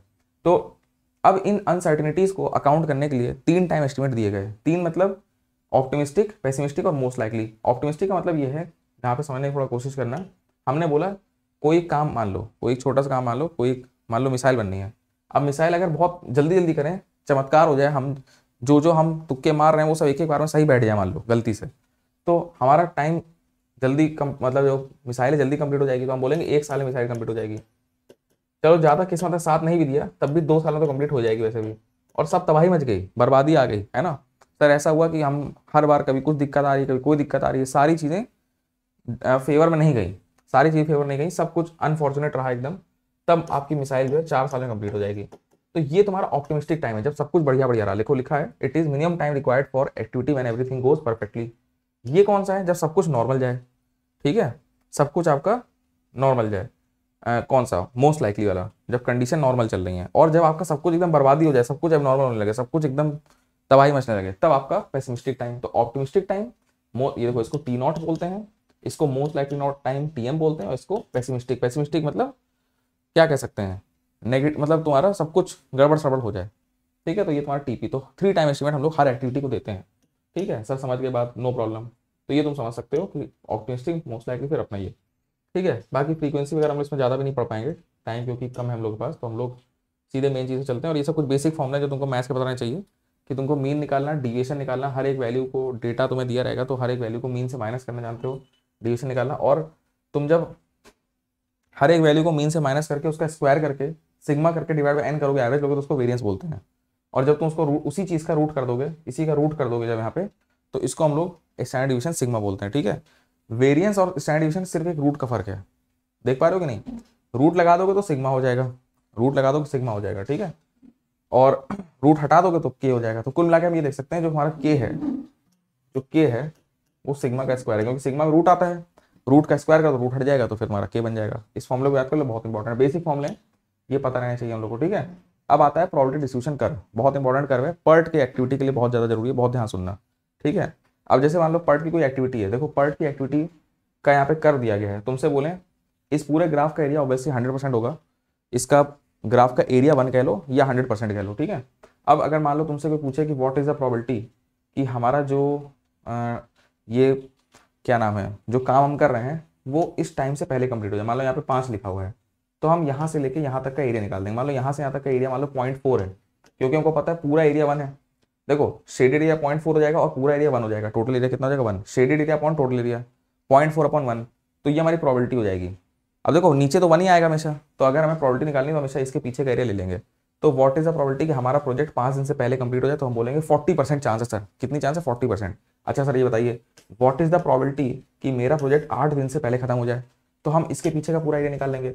अब यहाँ से यहाँ तक एरिया समय देखा, ये लगभग आया 70%, तो हम बोलेंगे कि सर मेरा प्रोजेक्ट 8 दिन के अंदर कंप्लीट हो जाएगा, इसकी 70% गारंटी मैं बता रहा हूँ आपको, 70% संभावना है सर। अच्छा, व्हाट इज द संभावना कि मेरा प्रोजेक्ट 10 दिन से पहले खत्म हो जाए, ठीक है, 10 दिन के अंदर खत्म हो जाए, तो इसका एरिया और ज्यादा आएगा। अब ये 90% एरिया मान लो भाई, इधर 90 इधर 10, अरे इतना तो समझ पा रहे हो ना, इतना तो दिख रहा है कि भैया ग्राफ यहाँ बड़ा बड़ा है, तो इसके पीछे तुम्हारा 90% एरिया। तो हम ये बोलेंगे सर मेरा प्रोजेक्ट 10 दिन के अंदर कंप्लीट हो जाएगा, इसकी संभावना 90% है। और सर मैं भगवान कसम बता रहा हूँ 12 दिन में तो हो ही जाएगा सर, 12 दिन में तो 100% चांस है, 12 दिन के अंदर 100% चांस है कि आपका प्रोजेक्ट कंप्लीट हो जाएगा, ठीक है। सर मैं गेट निकाल दूंगा, सर मैं गेट निकाल दूंगा 1 साल में, इसकी सर 2% चांस है। मैं 3 साल में गेट निकालूंगा, इसकी 5% चांस हो गई। सर मैं 10 साल में गेट निकालूंगा, सर टेंशन मत लीजिए पक्का हो जाएगा, एकदम 100% बता रहा हूँ मैं, ये इसका मतलब है, ठीक है। तो हमें क्या करना है, जिस भी टाइम की बात कर रहे हो उसके पीछे का पूरा एरिया लो, बात खत्म। इस तरह से हम लोग समझना होता है। और हाँ एक बात और सुन लो कि ये जो तुम्हारा प्रोबेबिलिटी कर्व है इसका एरिया हमेशा 1 आना चाहिए, क्योंकि सारी प्रोबेबिलिटी का सम मिला के कितना होता है 1 होता है, ये तुम याद रखो, ठीक है, ताकि एक वैलिड फंक्शन बन सके। अब तुम्हारे कर्व जो है 3 टाइप के होते हैं। देखो जनरली क्या होता है ना, हमारी जो एक्टिविटी होती है, देखो एक बात समझो, बहुत दिमाग ध्यान सुनना, हमारे जो पर्ट का नेटवर्क होता है उसके अंदर बहुत सारी छोटी छोटी एक्टिविटी होती है। यस लिखो पहले जल्दी, पर्ट हो या सीपीएम का नेटवर्क हो भैया, एक बड़ा काम हो रहा है, चाहे वो पहली बार हो चाहे रोज हो रहा होता हो, रिपीट हो चाहे नॉन रिपीट हो, नॉन रिपीटेटिव वर्क हो, लेकिन उस बड़े प्रोजेक्ट के अंदर छोटी छोटी एक्टिविटी होती हैं। जी हाँ सर, अब वो जो छोटी एक्टिविटी होती हैं, क्या पता वो डिटर्मिनिस्टिक हो, क्या पता वो प्रोबेबिलिस्टिक हो। अगर वो प्रोबेबिलिस्टिक होगी तो उसके अंदर 3 टाइम का एस्टिमेट होगा, T0, TM, TP। और अगर वो फिक्स टाइप की एक्टिविटी है, जैसे दीवार बनना, कोई नॉर्मल काम होना जो हर दिन हो रहा है, समझ रहे हो, तो वो उसमें क्या होगा, सिंगल टाइम एस्टिमेट, 5 दिन 6 दिन 10 दिन में हो जाएगा। लेकिन इसमें 3 टाइम एस्टिमेट होंगे। अब जब 3 टाइम एस्टिमेट होंगे तो हम लोग हर एक्टिविटी को एक कर्व प्रोवाइड करेंगे, ठीक है, हर एक्टिविटी को हम लोग यहाँ पे एक कर्व प्रोवाइड करेंगे। सुनते चलो ध्यान से। तो हमारी जो एक्टिविटी होती है पर्ट के अंदर, पर्ट एक बड़ा, मतलब हम लोग बड़े प्रोजेक्ट को पर्ट से सॉल्व कर रहे हैं, मान लो उस प्रोजेक्ट के अंदर छोटी छोटी एक्टिविटी ए है, बी है, सी है, डी है, ये है, वो है। तो वो जो एक्टिविटी जनरली हमारा बीटा डिस्ट्रीब्यूशन फॉलो करती हैं। बीटा नॉर्मल डिस्ट्रीब्यूशन होता है क्या, समझने की कोशिश करो। देखो ऐसा नहीं है नॉर्मल नहीं फॉलो करेंगी, नॉर्मली फॉलो करती हैं, बीटा लेकिन ज़्यादा करती हैं। क्यों सर, देखिए नॉर्मल या गॉसियन या बेल शेप डिस्ट्रीब्यूशन आपका क्या होता है, ये T0 है, ये TM है, ये TP है, लेकिन सिमेट्रिकल है। आप देखिए TM जो है एकदम बीचों बीच है। मान लो 5 दिन में जल्द से जल्द, 7 दिन में आमतौर पर, और 9 दिन में सब कुछ अगर देर हो गई तो, मान लो सब बिगड़ गया तो 9 दिन में। तो आपका जो प्रोजेक्ट है, प्रोजेक्ट के अंदर जो एक्टिविटी ए मान लीजिए, आपके बड़े प्रोजेक्ट के अंदर एक एक्टिविटी ए है, उस एक्टिविटी ए को हम लोग 5 से 9 दिन के अंदर खत्म कर लेंगे। भाई जल्द से ज़्यादा 5 करेंगे, देर से देर में 9 करेंगे, बस ये यहाँ पे आ गया। नॉर्मल है, सिमेट्रिकल दिख रहा है, देखो इधर भी गैप 2 है, इधर भी गैप 2 है। लेकिन बीटा का मतलब क्या है, ये जो सिमेट्रिकल नेचर है ये बिगड़ जाएगा। अनसिमेट्रिकल कर्व को हम लोग क्या बोल रहे हैं, बीटा, और सिमेट्रिकल क्या बोल रहे हैं, नॉर्मल। यहाँ ध्यान देना। अब इसमें क्या देखिए, इधर है, अब जैसे ये देखिए 5, ये 6 और ये मान लीजिए 10, तो गैप देखिए, इधर का गैप 1 है सर, और इधर का गैप देखिए आप 4 है। तो जल्द से जल्द 5, नॉर्मल में 6, लेकिन अगर देर हुई तो सर बहुत देर होगी, देर हुई तो बहुत देर होगी, 10 हो जाएगा। तो ये हमारा लेफ्ट स्क्यूड है, मतलब लेफ्ट की तरफ आपका ग्राफ शिफ्टेड है। इसमें देखो राइट की तरफ शिफ्टेड है, जैसे मान लो ये 5, ये 9, ये 10, इसमें राइट की तरफ शिफ्टेड है। तो इसको लेफ्ट बीटा बोलते हैं, इसको राइट बीटा बोलते हैं। तो जनरली ऐसा देखा गया है कि भैया पर्ट के अंदर जो एक्टिविटी होती हैं वो आज से पहले कभी हुई तो है नहीं, पहली बार हो रही है। गूगल मान लो कोई नई टेक्नोलॉजी डेवलप कर रहा है, फेसबुक कोई नई टेक्नोलॉजी डेवलप कर रहा है, जैसे आजकल फेसबुक मेटावर्स पे बहुत ज़्यादा काम कर रहा है, या कोई DRDO वगैरह कोई नई टेक्नोलॉजी बना रहा है ना, कोई नई मिसाइल सिस्टम है, कुछ भी नया नया बन रहा है, तो वो सब पहली बार हो रहा है यार। तो ज़्यादा चांस है कि वो अनसिमेट्रिकल होंगी, ये बात समझो। सब लोग इस लाइन को रट लो, एग्जाम में पूछी जाएगी है कि पर्ट की एक्टिविटी क्या फॉलो करती है, तो तुमको बताना है बीटा डिस्ट्रीब्यूशन फॉलो करती है, ठीक है। और नॉर्मल कर भी सकते हैं, ऐसा नहीं है, प्रोबेबिलिटी तो नॉर्मल की भी है, ऐसा थोड़ी भाई, लेकिन ज़्यादातर क्या चांस है, क्योंकि वो पहली बार हो रही है तो हमें आइडिया है कि वो कुछ भी हो सकता है, ठीक है। चलो उम्मीद करें तुमको ये बात अच्छे से समझ में आ गई होगी। सर हमको एक्टिविटी का आइडिया लग गया। अब हम यहाँ पे थोड़ा सा नॉर्मल प्रोबेबिलिटी डिस्ट्रीब्यूशन कर्व पढ़ लें। तो देखिए सर आपका जो डिस्ट्रीब्यूशन कर्व है कुछ इस तरीके से देखने को मिलता है। हमें पता है इस ग्राफ में एक चीज़ समझो, बहुत ध्यान सुनना मेरी बात। जैसे मान लो फॉर एग्जाम्पल हम एक बात कर रहे हैं, जैसे मान लो तुम लोग गेट पेपर दोगे, अब सबके मार्क्स आएंगे। भाई मान लो 1.5 लाख लोगों ने पेपर दिया, चलिए मान लिया सबके मार्क्स आए, यही मान लिया, तुम उस पूरे डेटा का मीन निकाल पाओगे? बिल्कुल निकल जाएगा, बहुत आराम से। और तुम उस डेटा का स्टैंडर्ड डिवीजन निकालोगे। जब भी तुम्हें कोई डेटा मिलता है, क्लास में बच्चों की हाइट ले लो, पेपर में बच्चों के मार्क्स ले लो, या तुम यहाँ पे एक्टिविटी में बहुत सारे टाइम ले लो, तो तुम क्या करोगे, सबका मीन और स्टैंडर्ड डिवीजन निकाल दोगे। सर निकाल दिया, वेरी सिंपल, बाय मैथ का खेल है सर, यूँ निकाल देंगे में। अब देखा यह गया है हर स्टैटिस्टिक्स में, जब तुम सारे स्टैटिस्टिक्स को ऑब्जर्व करोगे, सारे बच्चों के मार्क्स देखोगे, तो तुम देखोगे ज़्यादातर बच्चे उसमें ऐसे होंगे जिनके मार्क्स मीन के पास में हैं। मान लो हमारे गेट पेपर का मीन आ गया 13 नंबर, तो तुम ये देखोगे, ऑब्जर्व करोगे कि most of the students 13 number के आसपास हैं। तुम ये देखो, इसका मतलब क्या है, ये बीच में मीन है, तुम ये देखो ज़्यादा दुनिया के बच्चे यहाँ पे मीन के आसपास भटक रहे हैं, मीन के आसपास, ठीक है। अगर तुम मीन से स्टैंडर्ड डिवीजन आगे जाओ, मीन से स्टैंडर्ड डिवीजन पीछे जाओ, स्टैंडर्ड डिवीजन भी एक नंबर है, मीन भी एक नंबर है। मीन मान लो 12 मार्क्स है, स्टैंडर्ड डिवीजन मान लो 5 मार्क्स है, तो 12 + 5 12 - 5 के बीच में अगर तुम बात करो यहाँ पे, यहाँ से लेके यहाँ तक, तो तुम देखोगे दुनिया की 68% जनता ऐसी है जो मीन के एकदम आसपास भटक रही है। मतलब हमारे 1.5 लाख में से 68% बच्चे ऐसे होंगे सर जो मीन के बहुत पास हैं, समझ रहे हो, मीन के आसपास ही होंगे। भाई बहुत आगे और बहुत पीछे जाने के लिए चमत्कार करने पड़ते हैं, भाई बहुत आगे जाने के लिए चमत्कार करने, पीछे जाने के लिए करने पड़ते हैं। पीछे वाले ये तैयारी करके आते हैं कि सब कुछ गलत हो, आगे वाले तैयारी करके आते हैं किसी तरह गलती ना हो। तो सबका अलग अलग कॉन्सेप्ट है कि नहीं। तो ठीक है सर, तो मीन माइनस सिग्मा से लेकर मीन प्लस सिग्मा के बीच में ग्राफ का जो एरिया है आपका यहाँ से लेकर यहाँ तक, ये 68% है। बात समझ में आई मुझे। फिर मीन से आप 2 सिग्मा पीछे जाइए और मीन से 2 सिग्मा आगे जाइए, तो ऑब्वियसली ये एरिया बड़ा हो जाएगा। तो अब जो हमारा यहाँ से लेकर यहाँ तक का एरिया है वो आपका लगभग 95% एरिया है। 95% दिख रहा है, ये सब याद करना है बेटा, वेरी इंपॉर्टेंट, ठीक है। और -3 सिग्मा से लेके +3 सिग्मा तक ऑब्वियसली आपका जो एरिया और बड़ा हो जाएगा। आप ये देख सकते हैं सर, लगभग 99.7% दुनिया इसी के बीच में है। आप ये देखेंगे मोस्ट ऑफ द बच्चे इसी रेंज में लाई कर रहे हैं, और 0.3% बचे हुए हैं। तो 0.3 का आधा 0.15 इधर और 0.15 पीछे यहाँ पे होंगे। सिमेट्रिकल कर्व है ये, तुमको कुछ पॉइंट्स है याद होने चाहिए, ठीक है। चलिए सर बात समझ गए। अब हम यहाँ पे एक टेक्निक है जिसको हम बोलते हैं नॉर्मलाइजेशन, वो समझने की कोशिश करते हैं। हम यहाँ पे एक नया टर्म इंट्रोड्यूस करते हैं, इसको बोलते हैं जेड। जेड का फॉर्मूला TS - T/σ, ठीक है। अब TS हमारा क्या है, शेड्यूल टाइम, देखो, और T क्या है, हमारा इवेंट टाइम है, ठीक है। इसको हम लोग अभी आगे समझते हैं, समझ जाओगे। देखो Z जब तुम निकालोगे तो ये 0 है, ये माइनस, देखो सिग्मा का जो नंबर है वो लो बस। यहाँ पे कुछ 0 सिग्मा, यहाँ पे 1 सिग्मा या 2 सिग्मा, तो 1 2 3 सिग्मा। यहाँ पे देखो -1 -2 -3 सिग्मा समझ लो, ठीक है। एरिया समझ गए हम। चलिए ओके सर, नो प्रॉब्लम। आगे बढ़ेंगे तो हमको ये बात समझ में आ गई कि हमारी जो एक्टिविटी है उसमें T0 TM TP है। हमको ये बात समझ में आ गई कि सर यहाँ से लेके यहाँ तक ये आपका 6 सिग्मा, देखो ये 3 सिग्मा आगे गए, ये 3 सिग्मा पीछे गए, तो इनके बीच का जो गैप है, अगर हमसे कोई पूछे कि TP - T0 क्या, तो हम बोलेंगे 6 सिग्मा है। तो सिग्मा का फॉर्मूला क्या बन जाएगा, TP - T0/6। बहुत इंपॉर्टेंट फॉर्मूला, इसको याद कर लो, ठीक है। और वेरिएंस अगर निकालें तो क्या हो जाएगी, TP - T0/6 का होल स्क्वायर, क्योंकि तुमको पहले बता चुके हैं सिग्मा का स्क्वायर कर दो वेरिएंस मिल जाएगी, ठीक है। क्योंकि आगे वाला +3 सिग्मा है, ये पीछे वाला -3 सिग्मा है। और तुमको पता है कि इस पूरे ग्राफ के बीच का एरिया ऑलमोस्ट 19.7% है, तो तुम इसको ऑलमोस्ट 100 मान लो और बाकी कर दो इग्नोर, बाकी इग्नोर कर दो। तो हर एक्टिविटी में हम ये देख सकते हैं कि अगर हमको हर एक्टिविटी का TP और T0 दिया है तो TP - T0 करके हम यहाँ पे 6 से डिवाइड करके सिग्मा निकाल सकते हैं। सिर्फ बेसिक लॉजिक हमने लगाया बस, समझ गए सर, नो प्रॉब्लम। ये भी कॉन्सेप्ट क्लियर हो गया, ठीक है। ऐसे चाहे लेफ्ट बीटा हो, चाहे राइट बीटा हो, चाहे नॉर्मल हो, किसी भी केस में हमारा ये फॉर्मूला वैलिड रहेगा। तो हम एक्टिविटी का सिग्मा निकालना सीख गए हैं, ठीक है। उसके बाद तुमको एक बात समझनी है कि ठीक है सर, आपने बिल्कुल सही बोला कि एक एक एक्टिविटी जो होती है छोटी छोटी, वो आपकी बीटा डिस्ट्रीब्यूशन फॉलो करती है। लेकिन अगर हम ये सारी बीटा, जो छोटी छोटी बीटा एक्टिविटीज़ हैं जो बीटा डिस्ट्रीब्यूशन फॉलो कर रहे हैं, अगर हम एक प्रोजेक्ट की बात करें तो उस पूरे प्रोजेक्ट में अगर छोटी छोटी एक्टिविटीज़ का हम सम कर दें, अगर हम बड़े प्रोजेक्ट में छोटी छोटी एक्टिविटीज़ का अगर हम सम कर दें तो क्या होगा बताइए। तो सर पता है क्या होगा, तो ये होगा कि आपकी जो बीटा की स्क्यूनेस है, कोई देखो यार कुछ एक्टिविटी लेफ्ट होंगी, कुछ राइट होंगी, कुछ लेफ्ट होंगी, कुछ राइट होंगी, तो वो लेफ्ट राइट आपस में कैंसिल करके पूरे प्रोजेक्ट को नॉर्मल बना देगा। पूरे प्रोजेक्ट को क्या बना देगा, नॉर्मल। ये बात समझ लेना, क्योंकि उसमें प्रोजेक्ट के अंदर बहुत सारी एक्टिविटीज होती हैं इसलिए, ठीक है। तो हम यही बोल रहे हैं, देखिए सर इंडिविजुअल एक्टिविटी तो आपकी बीटा डिस्ट्रीब्यूशन फॉलो कर रही है, अनसिमेट्रिकल मैंने माना। लेकिन अगर मैं लार्ज नंबर ऑफ एक्टिविटीज को लेकर चलूँ एक प्रोजेक्ट के अंदर एक साथ लूँ, तो उनकी जो स्क्यूनेस है, कोई लेफ्ट कोई राइट, कोई इधर कोई उधर, वो आपकी खत्म हो जाएगी और ओवरऑल प्रोजेक्ट आपका क्या हो जाएगा, ओवरऑल प्रोजेक्ट आपका कैसा हो जाएगा, नॉर्मल सिमेट्रिकल हो जाएगा। तो अगर हम ओवरऑल प्रोजेक्ट का ग्राफ बनाएंगे, बहुत ध्यान सुनो हमारी बात, नहीं कुछ नहीं समझ में आएगा।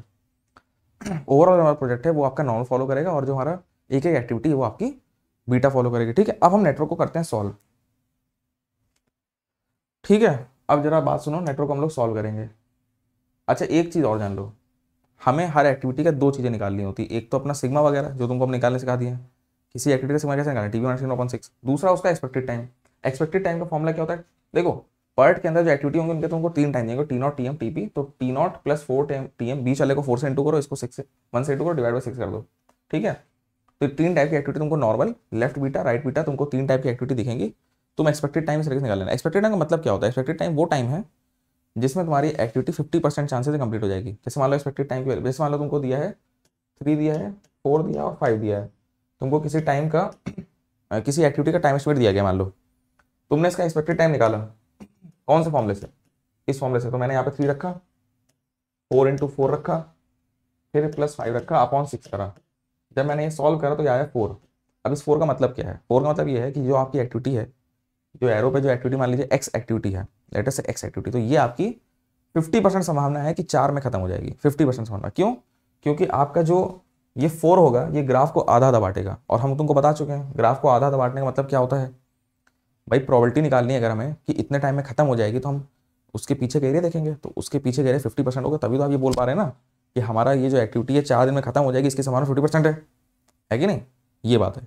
तो एक्सपेक्टेड टाइम मतलब हमारी एक्टिविटी 50% चांस के साथ इतने दिन में कंप्लीट हो जाएगी। कितने दिन में? 4 दिन में। इसका मतलब ये है। चलिए अब हम आराम से एक्सपेक्टेड टाइम निकाल लेंगे। अब एक बात सुनो ध्यान से, जब भी तुमको कोई नेटवर्क डायग्राम दिया रहेगा तो उसको कैसे सॉल्व करेंगे, अब ये चीज़ हम लोग को समझनी पड़ेगी। ठीक है, तो हम लोग सीधे नेटवर्क टाइम समझते हैं। लेकिन मान लो अब जैसे मान लो नेटवर्क है, तो नेटवर्क के अंदर बहुत सारी छोटी छोटी एक्टिविटी होंगी। ये मान लो एक्टिविटी ए है, बी है, सी है, डी, इस तरह से लाइन सारी एक्टिविटी हमको दी जाएंगी। तो हम लोग को यहाँ पे हर एक्टिविटी का 3 टाइम एस्टिमेट दिया रहेगा। सर नो प्रॉब्लम, हमें 2 काम करने हैं भाई। हमें क्या करना है? 2 काम। क्या 2 काम? कि जब हमें एक नेटवर्क के अंदर बहुत सारी एक्टिविटी दी हो तो हम हर एक एक्टिविटी का क्या निकाल पाए? एक्सपेक्टेड टाइम और सिग्मा। 2 चीज़ निकालना आना चाहिए हमें। ठीक है, देखो कोई घबराओ नहीं, बहुत सिंपल चीज़ है। अगर ये नहीं सीख पाए तो कुछ नहीं सीख पाए। अब तुम्हारा मेन पार्ट अब शुरू हुआ है। अब बहुत ध्यान देना। जिन्होंने अभी तक कुछ भी नहीं समझा, तो अगर रूल भी समझ लेंगे तब भी उनके क्वेश्चन पूरे हो जाएंगे, है ना?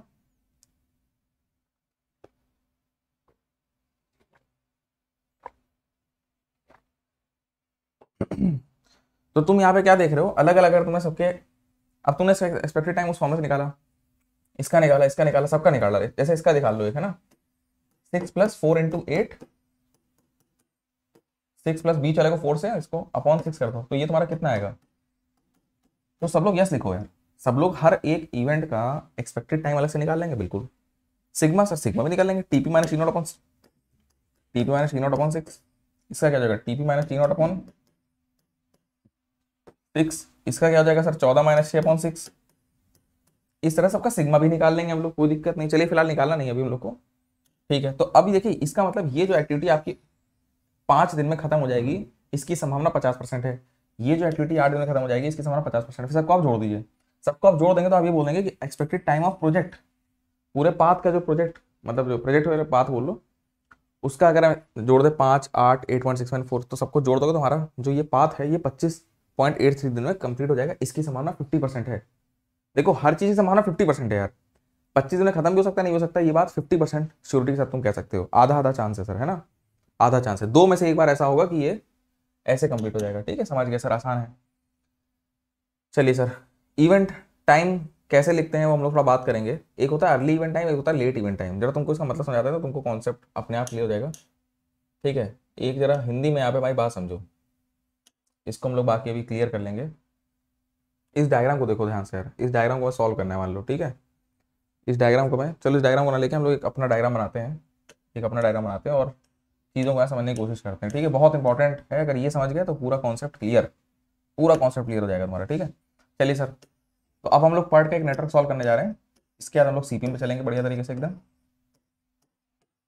तो मान लीजिए सर हमारा यहाँ पे एक डायग्राम है सर, एक हमारा डायग्राम है और हमको पता है यहाँ पे कुछ एक्टिविटीज़ हैं।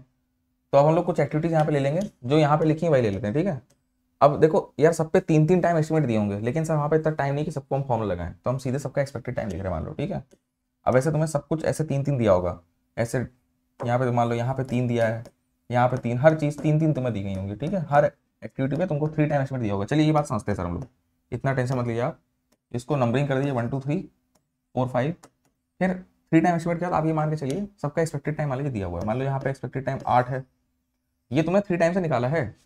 जिसको ऐसे ही इसको 4 से इंटू करके इसको प्लस करके अपॉन 6 करा, तो ये तुम्हारा 8 हो गया। ये मान लो तुम्हारा 7 है, ये मान लो तुम्हारा 3 है, यहाँ मान लो 5 और यहाँ मान लो 4 है। अब हम लोग स्टेप नंबर 1 समझो।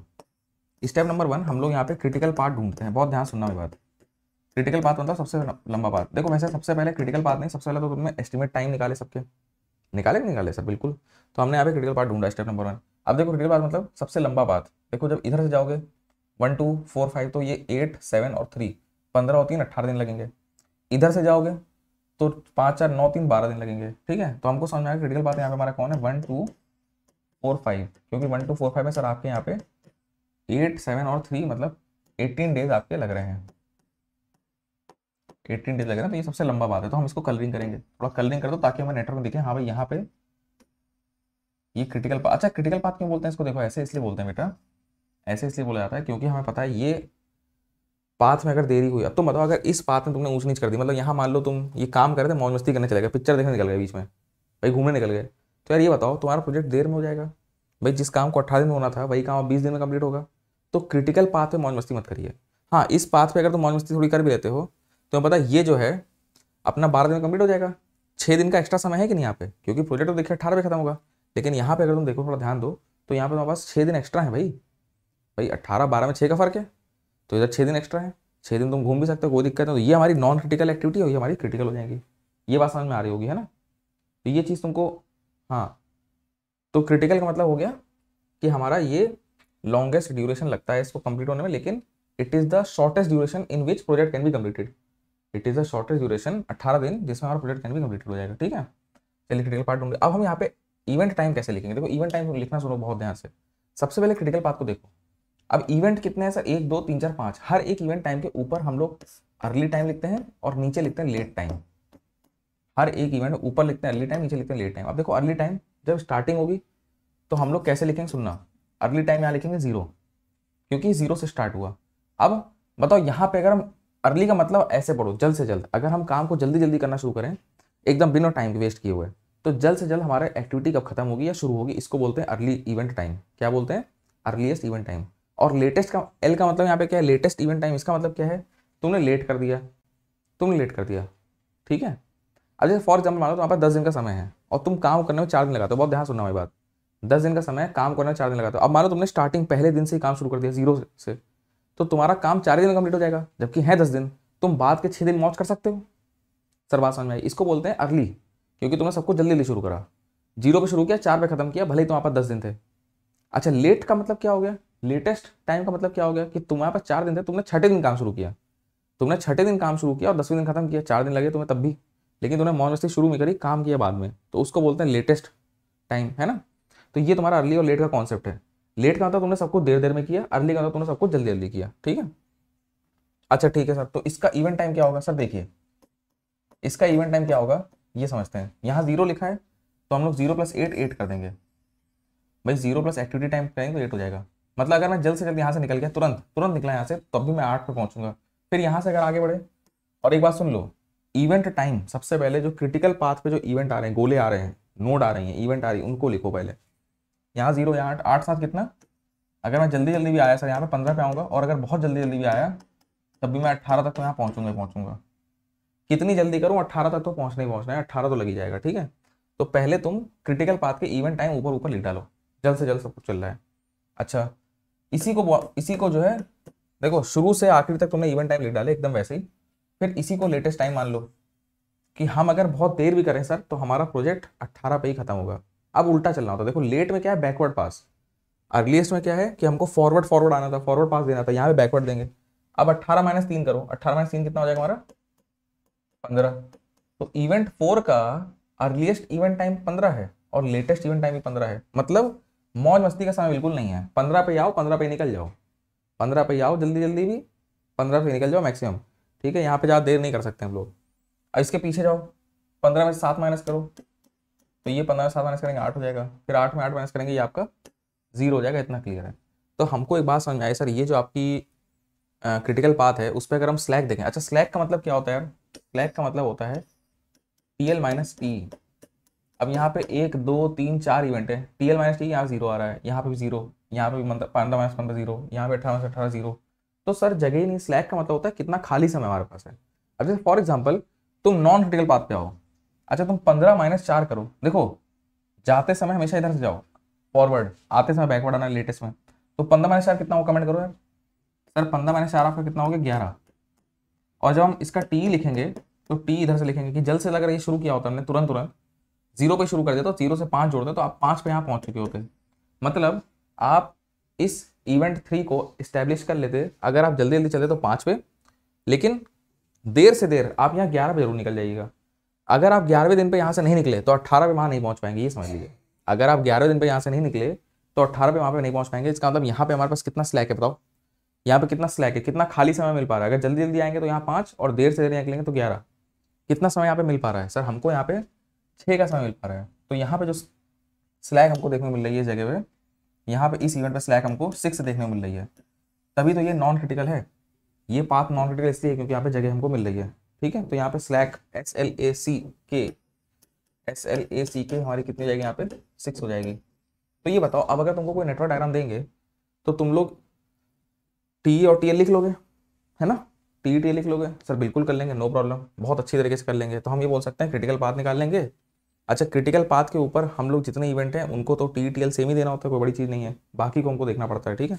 अच्छा, अब ये TTL तो हम नॉर्मल निकालेंगे प्लस और माइनस करके, लेकिन मान लीजिए अगर 2-3 एक्टिविटी आ गई, समझिए आप एक बात समझिए, जैसे अर्लीस्ट की बात हम कर रहे हैं, हमको पता है अगली इवेंट पिछले में एक्टिविटी टाइम प्लस करोगे तो हो जाएगा। लेकिन मान लो एरो बहुत सारे आ गए, मान लो अगले का नंबर तुम्हें लिखना है, लेकिन इधर मान लो तुमको यहाँ पे 8 दिया है, यहाँ 9 दिया है, यहाँ 10 दिया है, ये एक्टिविटी 2 ले रही है, 2 ले रही है, 2 ले रही है, तो 8 + 2 10, 9 2 11, 10 2 12। तो यहाँ पे तो 3 ऑप्शन है, 10, 11 और 12। तो इसमें जो सबसे मैक्सिमम होगा जो 12 है वो लिखेंगे। क्यों सर? क्योंकि रूल ऐसा है, आपने बोला है जब सारे एरो आके खत्म हो जाएं, जब सारे एक्टिविटी पीछे से जो आ रही है खत्म हो जाए तब मैं आगे बढ़ सकता हूँ। तो जल्द से जल्द भी अगर मैं चलूँ और सारे एरो जब खत्म होंगे तो वो मैक्सिमम टाइम नहीं होगा, 12 पे ही तो आपकी सारी एक्टिविटी खत्म होगी, तभी मैं आगे जा सकता हूँ। तो जल्द से जल्द भी आपको यहाँ पे T 12 लिखेंगे। तो पीछे से अगर मल्टीपल एरो आ रहे हैं तो पीछे से अगर मल्टीपल एरो आ रहे हैं तो बहुत मैक्सिमम वाले को लिखेंगे, मैक्सिमम वाले को, ठीक है।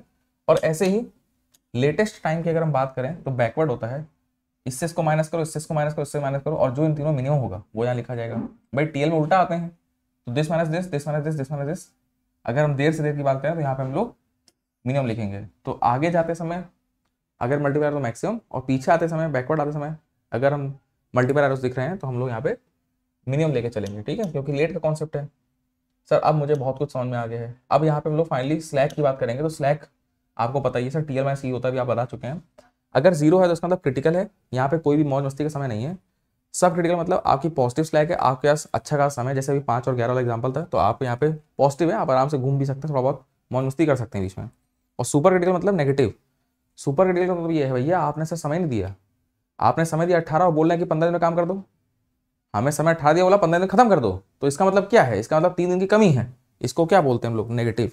Super critical. बहुत दिक्कत चल रही सर, इस तरह नहीं हो पाएगा काम, हम आंदोलन करेंगे। चलो छोड़ो, अब हम बात करते हैं क्रिटिकल पाथ की। क्रिटिकल तुमको बता चुके हैं, सबसे लंबा पाथ, सबसे लंबा पाथ जिसमें अगर गड़बड़ करी तो प्रोजेक्ट ही डिले होगा सीधे।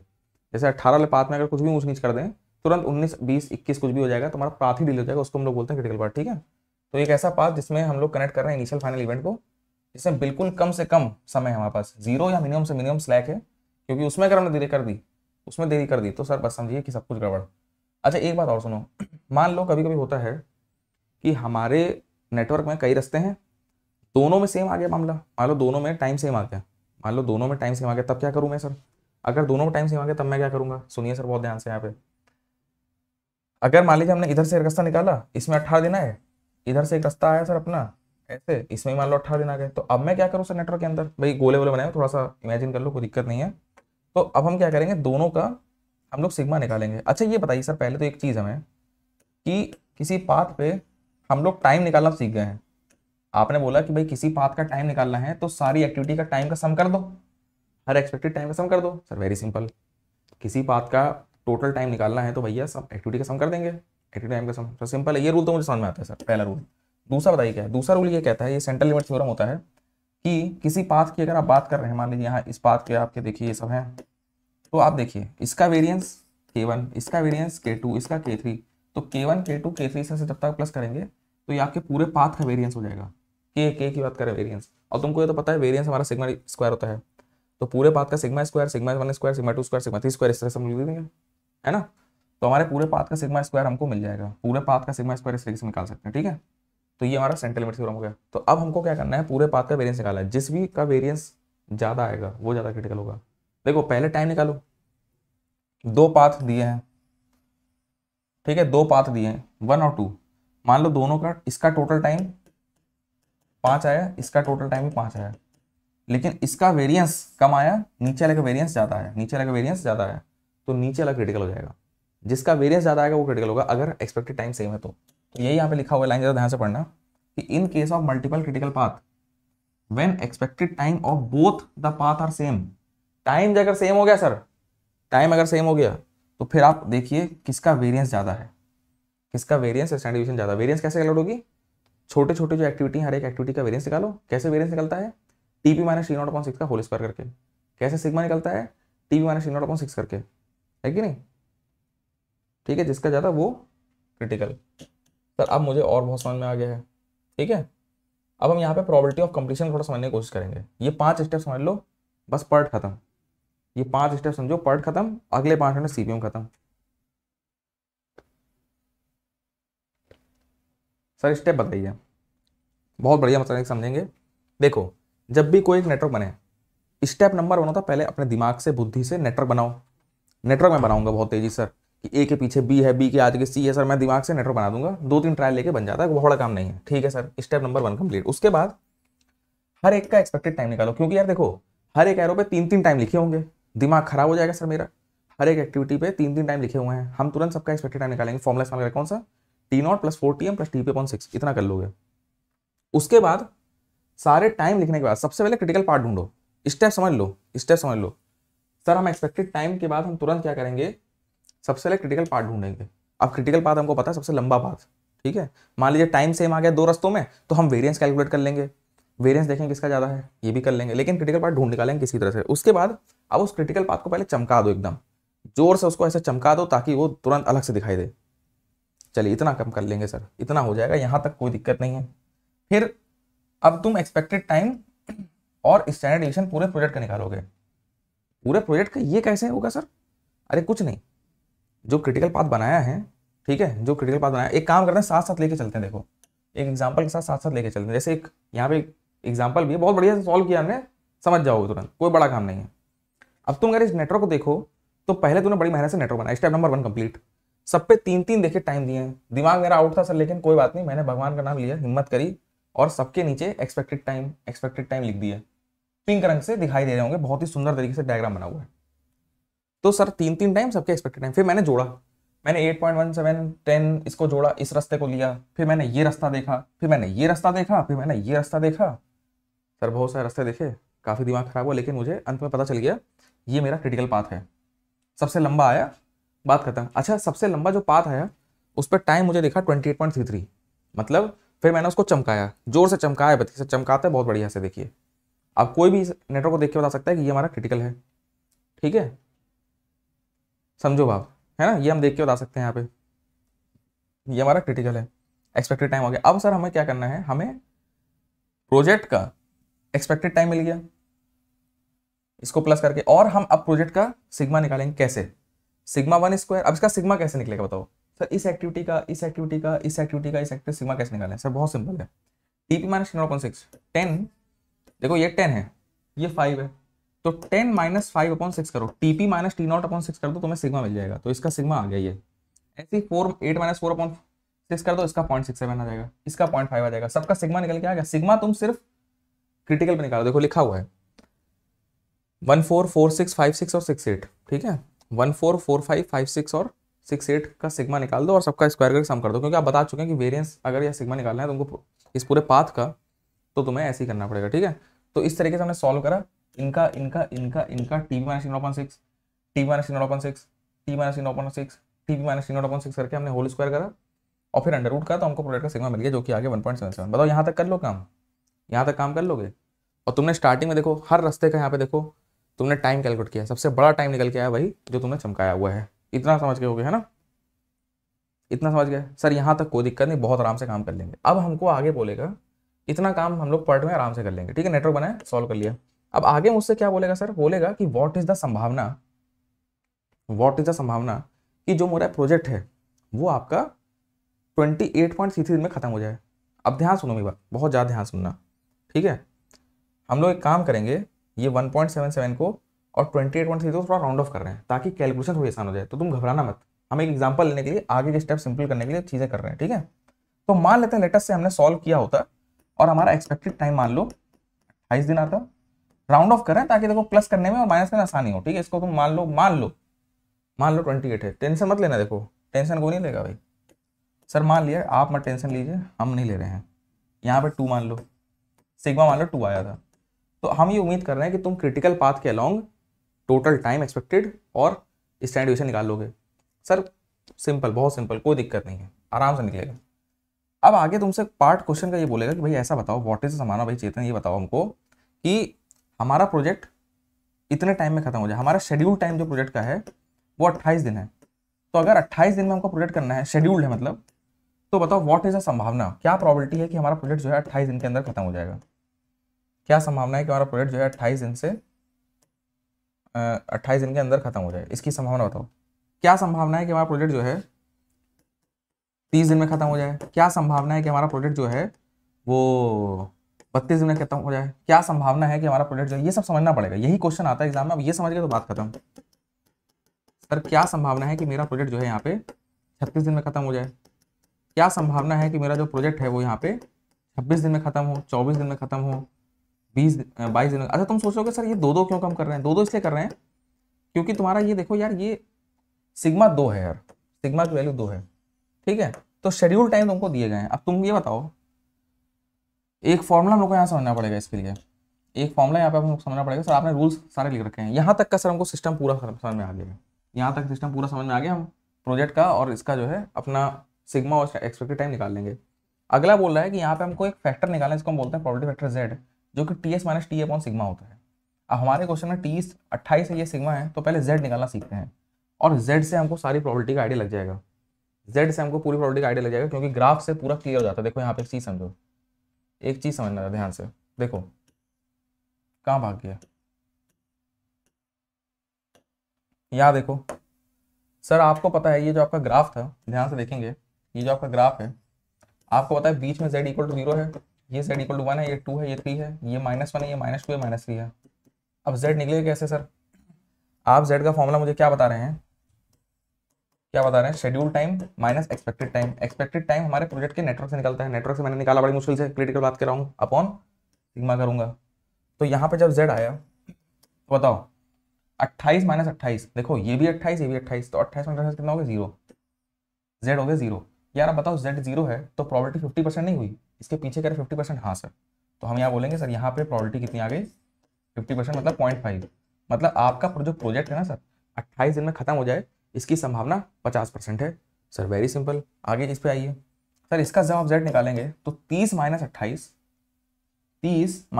अपॉन 2, तो 30 माइनस 28 अपॉन 2 करेंगे, 30 माइनस 28 अपॉन 2 करेंगे तो आएगा 1। कितना आएगा? 1। मतलब ये 1 यहाँ पे है। अब यार तुम एक बात बताओ, इसके पीछे का जो एरिया होगा वो 50 से तो ज़्यादा ही होगा यार। अरे भाई यहाँ तक का 50 है तो यहाँ से तो ज़्यादा ही होगा। नहीं समझे? नहीं समझ में आया क्या?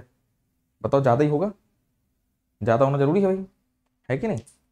सही बात है। हम यहाँ पे लिख देंगे कि यहाँ की प्रोबेबिलिटी आपकी 50 से ज़्यादा है, इतना पक्का है। अच्छा कितनी है? 84 होती है। इसके लिए देखो एक तरीका है। अच्छा इसका z निकालो, 2-3 z निकालो, फिर हम तुमको बताते हैं। 32 माइनस 28 हो गया 4 अपॉन 2 हो गया 2। मतलब यहाँ पे z कितना आ गया? 2 आ गया। ऐसे जब तुम यहाँ का z निकालोगे, इसको 34 करो, सॉरी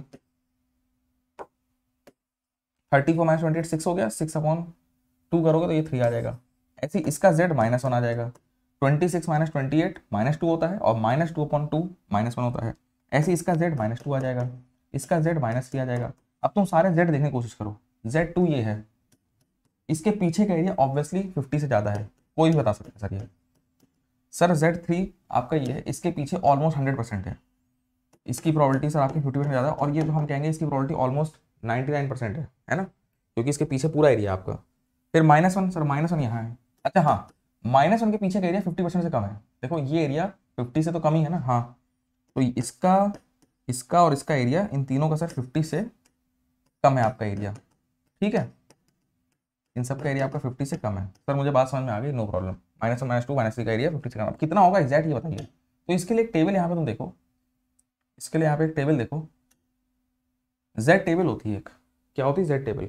उसमें देखो लिखा होता है जब Z 0 होता है तो 0 के पीछे का एरिया 50%, Z जब -1 होता है तो -1 के पीछे का एरिया 16%, जब -2 होता है तो उसके पीछे का एरिया 2.3%, और जब हमारा -3 होता है तो उसके पीछे का एरिया यहाँ पे 0.1% होता है। ये सब याद करने हैं ऑलमोस्ट, ये सब याद कर लो तो बहुत अच्छी बात है, नहीं तो क्वेश्चन में तुमको ये मेंशन रहेगा, क्वेश्चन में वरना मेंशन रहेगा, ठीक है।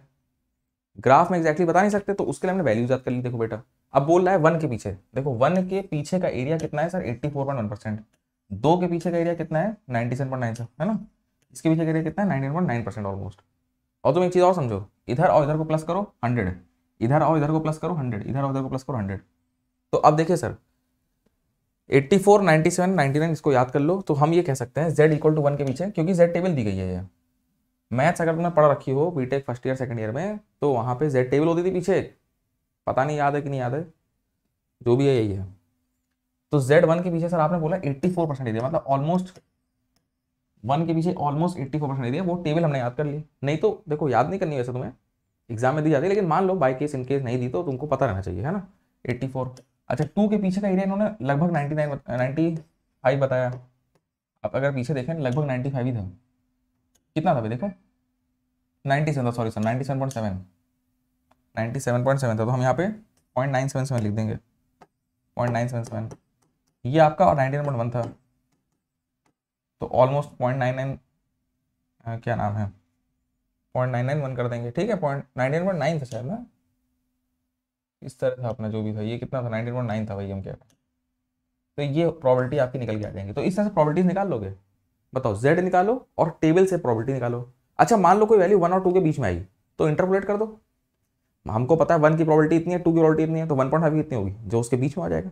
ऐसे इंटरपोलेट भी कर लोगे, ठीक है भाई। उसके बीच का निकालना है। जैसे मान लो यहाँ पे, अब जरूरी तो है नहीं 0 1 2 3 आ जाए, ये तो एग्जैक्ट पॉइंट आपने लिए। मान लीजिए हमने सॉल्व करा, अब बोलता है कि भाई ऐसा है शेख साहब हमारे दुबई में एक बिल्डिंग बनवा रहे हैं, वो कह रहे हैं 28 दिन में बनेगी बिल्डिंग, इसकी 50% बनाना है, लेकिन शेख साहब कह रहे हैं भाई 26 में करके दो, हमारे टाइम नहीं है, ठीक है, या हमें 25 दिन में करके दो। तो जब तुम 25 शेड्यूल टाइम हो गया, आमतौर पर वो 28 दिन में खत्म होती है, तो z हमारा यहाँ पे कितना आ गया -1.5 आ गया।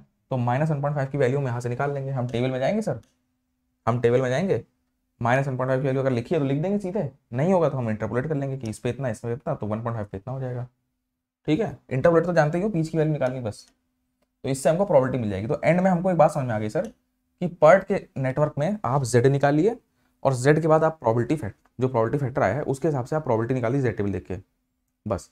हाँ अगर आपकी z की वैल्यू माइनस में है तो प्रोबेबिलिटी 50% से कम होगी, ठीक है, क्योंकि आपका शेड्यूल टाइम एक्सपेक्टेड टाइम के पीछे आ रहा है, मतलब बीच से पीछे आ रहा है। z 0 आया मतलब प्रोबेबिलिटी 50%, और z अगर आपका 0 से बड़ा आ रहा है इसका मतलब शेड्यूल टाइम आपका ज़्यादा है और आपकी पॉसिबिलिटी 50% से ज़्यादा आएगी, पॉसिबिलिटी जो है 50% से ज़्यादा आएगी, ठीक है। तो ये बात तुम समझ गए। अच्छा ये हमारा इसके साथ पर्ट का पूरा नेटवर्क खत्म, पर्ट हमारा पूरा समाप्त हो गया, ठीक है। अब पर्ट हम लोग सर पूरा अच्छे से समझ गए यहाँ पे बिना किसी टेंशन के, नो प्रॉब्लम, ठीक है। तो z निकाल के देखो इस तरीके से प्रोबेबिलिटी निकाल दी जाती है, ठीक है। इन्होंने बोला इतने दिन में, अब यहाँ पे एग्जैक्ट दिया था, तुम ये देख सकते हो पूरा ग्राफ वगैरह सब तुमको समझ में आ गया होगा, ठीक है। तो 28.33, 30.1, 33.64, ये Z1 2 3 इस तरह से सारा कुछ लिखा हुआ है। हमने अपने एग्जाम्पल 28 कर दिया ताकि चीज़ें आसानी से कैलकुलेट हो सकें। अब हम CPM की बात करेंगे यार। तो CPM में यार कुछ है ही नहीं। CPM में तो सर आप ये समझिए कि 3 टाइम एस्टिमेट भी नहीं होता है, सिंगल टाइम। तो यार नेटवर्क सॉल्व करना और आसान भाई, अगर मान लो एक नेटवर्क बना हुआ है और उसमें 3 टाइम एस्टिमेट सिंगल टाइम लिखे हैं तो और आसानी से सॉल्व हो जाएगा कि नहीं हो जाएगा। वहाँ पे सिग्मा का कोई कॉन्सेप्ट ही नहीं है, वहाँ पे सिग्मा निकालना ही नहीं है, क्योंकि ना डिविएशन है, वहाँ पे एक है। वहाँ पे अगर तुम उस तरह के ग्राफ बनाओगे एक्टिविटी के, तो वहाँ पे जो एक्टिविटी रहेगी सर हमारी CPM में, अब हम CPM में आ रहे हैं, पार्ट हो गया अपना प्रोबेबिलिटी वाला। सर पार्ट में आपने बताया एक्टिविटी ये फॉलो कर रही है थोड़ा इधर उधर। CPM में भाई ऐसा है कि एक ही टाइम है, मतलब आप ये समझिए यहीं ऊपर जाएगा, यहीं से पूरा नीचे आ जाएगा, ये ग्राफ आपका यहीं से ऊपर जाएगा, या कह सकते हैं कि आप स्टैंडर्डाइजेशन बहुत कम होगा, क्योंकि हमें पता है दीवार बनानी है 9 दिन में बननी है तो 9 दिन में बननी है, आगे पीछे होना नहीं उसमें, हम डिटर्मिनिस्टिक हैं। चलिए बहुत हद से हो गया तो 8 हो जाएगा, 9 हो जाएगा, मतलब कुल मिलाकर डिवीजन बहुत कम रहता है, डिवीजन ऑलमोस्ट टेंडिंग टू 0 मान के चलते हैं हम लोग, ठीक है। CPM के अंदर तो हमारे पास एक ही टाइम है, ना कोई सिग्मा 0 मान लो ऑलमोस्ट, तो बहुत सिंपल हो जाता है। अब तुम यहाँ पे जरा डिफरेंस समझ लो, उसके बाद हम तुमको CPM का एक क्वेश्चन करा देंगे, क्लास खत्म कर देंगे फिर, ठीक है। तो पर्ट और CPM की अगर हम बात करते हैं तो पर्ट हमारा इवेंट ओरिएंटेड है, CPM हमारा एक्टिविटी ओरिएंटेड है, ठीक है। पर्ट हमारा प्रोबेबिलिस्टिक अप्रोच पे चल रहा है, बात हो चुकी है क्योंकि नई एक्टिविटी है और इसके अंदर हमारी जो एक्टिविटी बीटा फॉलो कर रही है। लेकिन यहाँ पर डिटर्मिनिस्टिक, हमको पता है भाई ये काम दोबारा हो रहा है, कंस्ट्रक्शन आए दिन होता रहता है, रिपीट रिपीट रिपीट। तो ये आपका नॉर्मल डिस्ट्रीब्यूशन फॉलो करता है, और नॉर्मल भी ऐसा डिस्ट्रीब्यूशन फॉलो करता है इसका सिग्मा ऑलमोस्ट टेंडिंग टू क्या होगा 0, जिसमें हमारे पास एक ही टाइम एस्टिमेट होगा। यहाँ देखो 3 टाइम एस्टिमेट लेके चलते हैं, जल्दी हुआ, देर में हुआ, नॉर्मल हुआ। यहाँ पे सिर्फ सिंगल टाइम एस्टिमेट, क्योंकि एक्टिविटी फिक्स है। सर यहाँ पे स्लैक का कॉन्सेप्ट आता है, आपके इवेंट क्रिटिकल होते हैं भाई, जो गोले इवेंट थे ना, गोले थे उस पर स्लैक लिख रहे थे, उस पर TETL लिख रहे थे, याद नहीं आ रहा है? TETL लिखना बताया था सर, याद आ रहा है बिल्कुल, ठीक है। उसको हम लोग वहाँ पे क्रिटिकल इवेंट्स जोड़ के स्लैक निकालते थे। अच्छा, क्रिटिकल पाथ जो था वो क्रिटिकल इवेंट से बनता था। क्रिटिकल इवेंट क्या होता है? जहाँ पे स्लैक नहीं आ रही है, सबसे लंबा पाथ ढूंढा, इवेंट इवेंट इवेंट को जोड़ा, इवेंट से मतलब है इवेंट इवेंट इवेंट, गोले गोले गोले, नोड नोड नोड, उनको जोड़ के हमने यहाँ पे क्रिटिकल पाथ ऑब्टेन किया था। लेकिन यहाँ पे हम लोग क्रिटिकल एक्टिविटी से मतलब रखेंगे। यहाँ पे एक्टिविटी ओरिएंटेड ज़्यादा है, हमें एक्टिविटी पता है इतने टाइम में खत्म होनी, हम एक्टिविटी से मतलब हमको पता है इवेंट का ज़्यादा मतलब नहीं है। यहाँ पे एक्टिविटी से मतलब, वहाँ पे इवेंट से मतलब कि है शुरू हुआ खत्म हुआ, यहाँ पे एक्टिविटी से मतलब है। तो यहाँ पे क्रिटिकल पाथ हम लोग एक्टिविटी को जोड़ के बनाते हैं, वहाँ पे इवेंट को जोड़ बनाना है। देखो ऐसा है नहीं, वैसे तो जब इवेंट को जोड़ो तो बीच में एक्टिविटी तो ऑटोमेटिक आ रही है, लेकिन यहाँ फोकस एक्टिविटी पे रहता है, वहाँ पे उस पर रहता है इवेंट पे। वहाँ स्लैक बोलते हैं और यहाँ पे जो समय बचता है उसको फ्लोट बोलते हैं, ठीक है। और एक बात समझ लो, यहाँ पे हम लोग कॉस्ट को कंट्रोल करने के लिए हम लोग यहाँ पे कॉस्ट मॉडल बनाते हैं और मिनिमम कॉस्ट निकालते हैं प्रोजेक्ट की। यही क्रैशिंग का पूरा कॉन्सेप्ट है ये जो है, ठीक है। लेकिन यहाँ पे प्रोजेक्ट की कॉस्ट टाइम से जुड़ी हुई है। टाइम जितना ज़्यादा लगाएंगे सर आप, देखिए टाइम आपको पहले हो तो पता नहीं है, टाइम जितना ज़्यादा लगाएंगे कॉस्ट जो है उतनी ज़्यादा लगेगी, ठीक है। तो उम्मीद करें बात उनको समझ में आई होगी। यहाँ पे प्रोजेक्ट का टाइम ज़्यादा इंपॉर्टेंट है, टाइम ज़्यादा लगा सर तो कॉस्ट ऑटोमेटिक बढ़ेगी, फिर हमसे मत बोलना बाद में, ठीक है। उसका उल्टा यहाँ पे, चलिए समझ गए सर। आगे हम बात करते हैं, अगर अब टाइम एस्टिमेट, चलिए पार्ट का आपने बता दिया अनसर्टेन था, लेकिन देखिए इसमें डिटरमिनिस्टिक है तो देखिए सिग्मा ऑटोमेटिक यहाँ पे कम हो गया। यहाँ पे 3 टाइम एस्टिमेट, यहाँ पे हमारा सिंगल टाइम एस्टिमेट चलेगा। अच्छा, इवेंट टाइम एकदम एज इट इज जो वहाँ पे थे सेम चीज़ यहाँ पे भी है, वो तुम आराम समझी लोगे। इवेंट टाइम कैसे लिखने हैं, स्टार्ट अर्लीस्ट ये वो। फिर आता है एक्टिविटी। देखो इवेंट टाइम जो TETL था वो तो हम सीख गए थे sir, early event time, latest event time सीख गए थे। अब हम यहाँ पे एक्टिविटी की बात करेंगे। एक्टिविटी आ जाती है यहाँ पे EST है ना, EFT, ये सब तुमको थोड़ा समझा देते हैं क्या होता है। और LST LFT कुछ नहीं है, बहुत सिंपल चीज़ है। और फ्लोट क्या होता है ये हम लोग को समझाते हैं बस। यहाँ पे फ्लोट का एक नया कॉन्सेप्ट है, वो सीख गए तो बात करते हैं। जैसे वहाँ स्लैक थी, यहाँ फ्लोट है। अगर फ्लोट आपकी सर 0 आ रही है तो आप क्रिटिकल एक्टिविटी है, पॉजिटिव आ रही है मतलब आपका अच्छा खासा समय बचा हुआ है, पॉजिटिव आ रही है तो इसका मतलब सब क्रिटिकल एक्टिविटी है और आपके पास अच्छा खासा समय है, ठीक है। टोटल फ्लोट आपके पास एक्स्ट्रा। और अगर आपके पास नेगेटिव आ रही है तो इसका मतलब बहुत ज़्यादा एक्स्ट्रा अटेंशन जरूरत है सर, क्योंकि आपके पास समय की बहुत कमी है। यहाँ पे टोटल फ्लोट 0 से कम आ रही है, कैसे निकलेगी अब ये सब बात हम लोग जरा कर लेते हैं, ठीक है। और CPM नेटवर्क को सॉल्व करना बहुत आसान है। वहाँ देखिए कितने स्टेप थे, यहाँ क्या है, पहले नेटवर्क डायग्राम बनाओ, क्रिटिकल पार्ट ढूंढ लो तुरंत सम करके, भाई एक्टिविटी का टाइम का सम ही तो करना है, कोई बड़ा काम तो है नहीं सर, सिंपल। और उसके बाद तुम सारी फ्लोट निकाल लो, बस नेटवर्क सॉल्व हो गया। वहाँ पे सिग्मा निकालो, प्रोबेबिलिटी निकालो, Z टेबल पढ़ो, यहाँ पे कुछ है ही नहीं। यहाँ पे सिर्फ हर एक एक्टिविटी का फ्लोट निकाल दो, बात खत्म हो जाएगी। अब कैसे फ्लोट वोट निकलेगा, ठीक है, ठीक है। कॉस्ट मॉडल जो है हम तुमको स्पेशल क्लास में करा देंगे, ठीक है। अभी क्योंकि समय नहीं है हमारे पास तो थोड़ा दिक्कत है, हम अभी इसको खत्म करते हैं और तुमको कॉस्ट मॉडल हम स्पेशल क्लास, थोड़ा लंबा टॉपिक है वो क्रैशिंग वेशिंग का, और अभी समय नहीं है इसलिए दिक्कत है, वरना हम करा देते तुमको, ठीक है। चलो अब सुनो जरा मेरी बात, अपनी तरफ से ने बहुत बेस्ट करा है ताकि तुम्हारे ये दोनों टॉपिक खत्म हो जाए। अब एक एग्जाम्पल ले रहे हैं, उस एग्जाम्पल से तुमको हम ऐसा समझा देंगे कि तुम्हारी फ्लोट वोट निकालना सब तुम सीख जाओगे 2 मिनट के अंदर, ठीक है। चलिए क्या हो गया भैया, ये हो गई दिक्कत हो गई, पूरा खत्म हो गया था ना ये। तुम बता क्या रहे थे, कहाँ पहुँचे, यहाँ पहुँच गए थे, हाँ ठीक है, यहाँ पहुँच गया था। अब लोग को हम जरा ये सब निकालना सिखाते हैं, ठीक है, कैसे फ्लोट वोट अगर निकलती है। तो देखो एक सिंपल तुमको डायग्राम दिया रहता है, उसमें सिंगल टाइम दिए रहते हैं आराम से, कोई दिक्कत नहीं सर। अब क्या करो, सबको प्लस करो, 8 7 9, ये बड़ा पाथ आएगा, ये छोटा पाथ आएगा, तो बड़ा पाथ हो गया, नो प्रॉब्लम, ये भी कर ले जाएंगे। फिर इवेंट टाइम जैसे आपने बताया 0 8 15 24, ऊपर इवेंट टाइम लिख दो और उसी के नीचे लेटेस्ट टाइम लिख दो क्रिटिकल पाथ पे, हो गया। फिर 15 - 6 करेंगे 9 इधर, 0 + 4 करेंगे 4 इधर। इस पे स्लैक हमें दिख रही है, यहाँ पे स्लैक 5 आई है, बाकी सब पे स्लैक 0, माइनस करो 0 माइनस करो 0, हर जगह 0 स्लैक है। लेकिन ये हमारा आप देख सकते हैं यहाँ पे स्लैक 5 की आ गई, लेकिन हमें स्लैक से मतलब नहीं है, हमें स्लैक से मतलब नहीं है। अब आपका CPM आ गया, एक्टिविटी से मतलब रखना है हमें यहाँ पे एक्टिविटी मतलब रखना। तो क्या करेंगे सर बताइए, आप क्या करें। तो तुमने यहाँ पे 5 एक्टिविटी थी, ABCDE इस तरह सबका लिख लिया। अब सबका EST EFT LST LFT लिखना पड़ेगा। ये अर्ली स्टार्ट फिनिश टाइम क्या होता है, LFT LST क्या होता है, ये हमें लिखना पड़ेगा, ठीक है, समझने की कोशिश करना।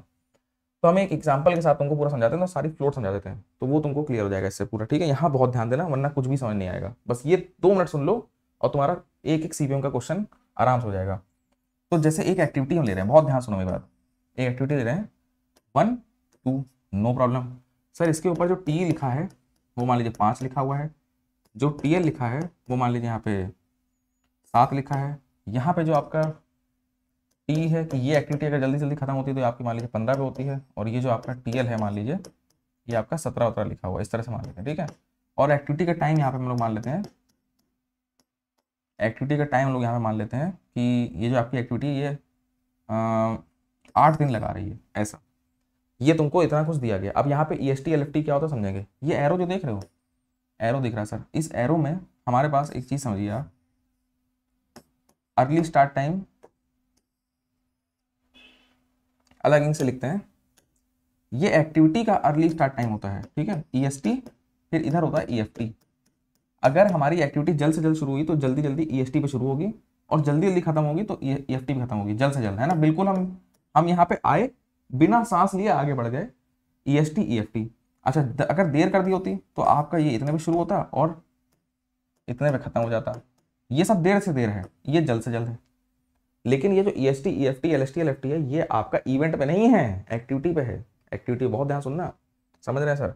अभी बात समझो, जो EST होगा वो 5 होगा, इसके बराबर होगा, हमेशा याद रखो। EST हमेशा इसके बराबर होता है, ये समझ लो।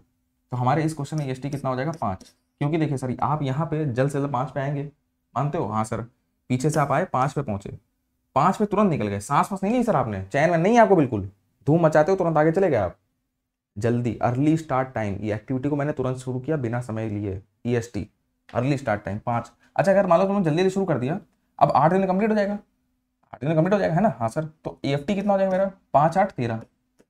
तो मुझे समझ में आ गया सर, आप एक चीज समझिए, EST का फॉर्मूला जो हो जाएगा वो हो जाएगा पिछले इवेंट का टाइम, TEI बोलते हैं इसको, I मान लो, इसको J बोल लो, मान लेते हैं, IJ मान लेते हैं।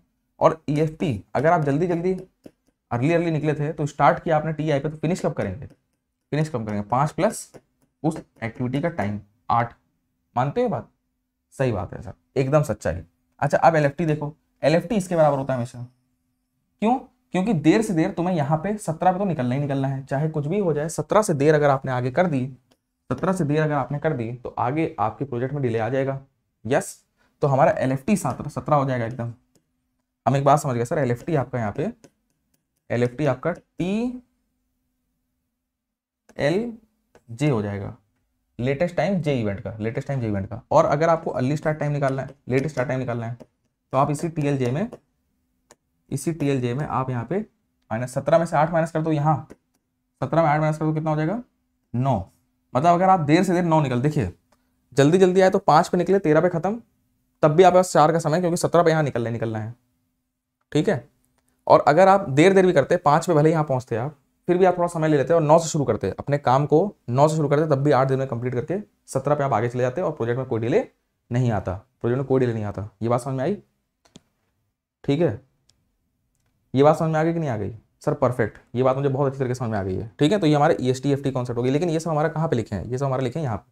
अब हम जरा फ्लोट की बात कर लेते हैं। फ्लोट समझो, देखो 4 टाइप की फ्लोट होती है यार, 4 टाइप की फ्लोट होती है, अच्छे समझना। पहली होती है टोटल फ्लोट, ठीक है, हम तुमको सबका फॉर्मूला बता रहे हैं, फॉर्मूला वैसे मत याद करो, तुम तरीका समझो। दूसरा हमारा होता है फ्री फ्लोट, ठीक है। तीसरा हमारा होता है इंडिपेंडेंट फ्लोट, और लास्ट में हमारा होता है, ये फ्लोट निकालना सीख लो बस, यहीं से तुम्हारा CPM पढ़ के बहुत सारे क्वेश्चन हो जाएंगे। और लास्ट होता है हमारा interfering float, FIT, okay sir, interfering float होती है, ठीक है।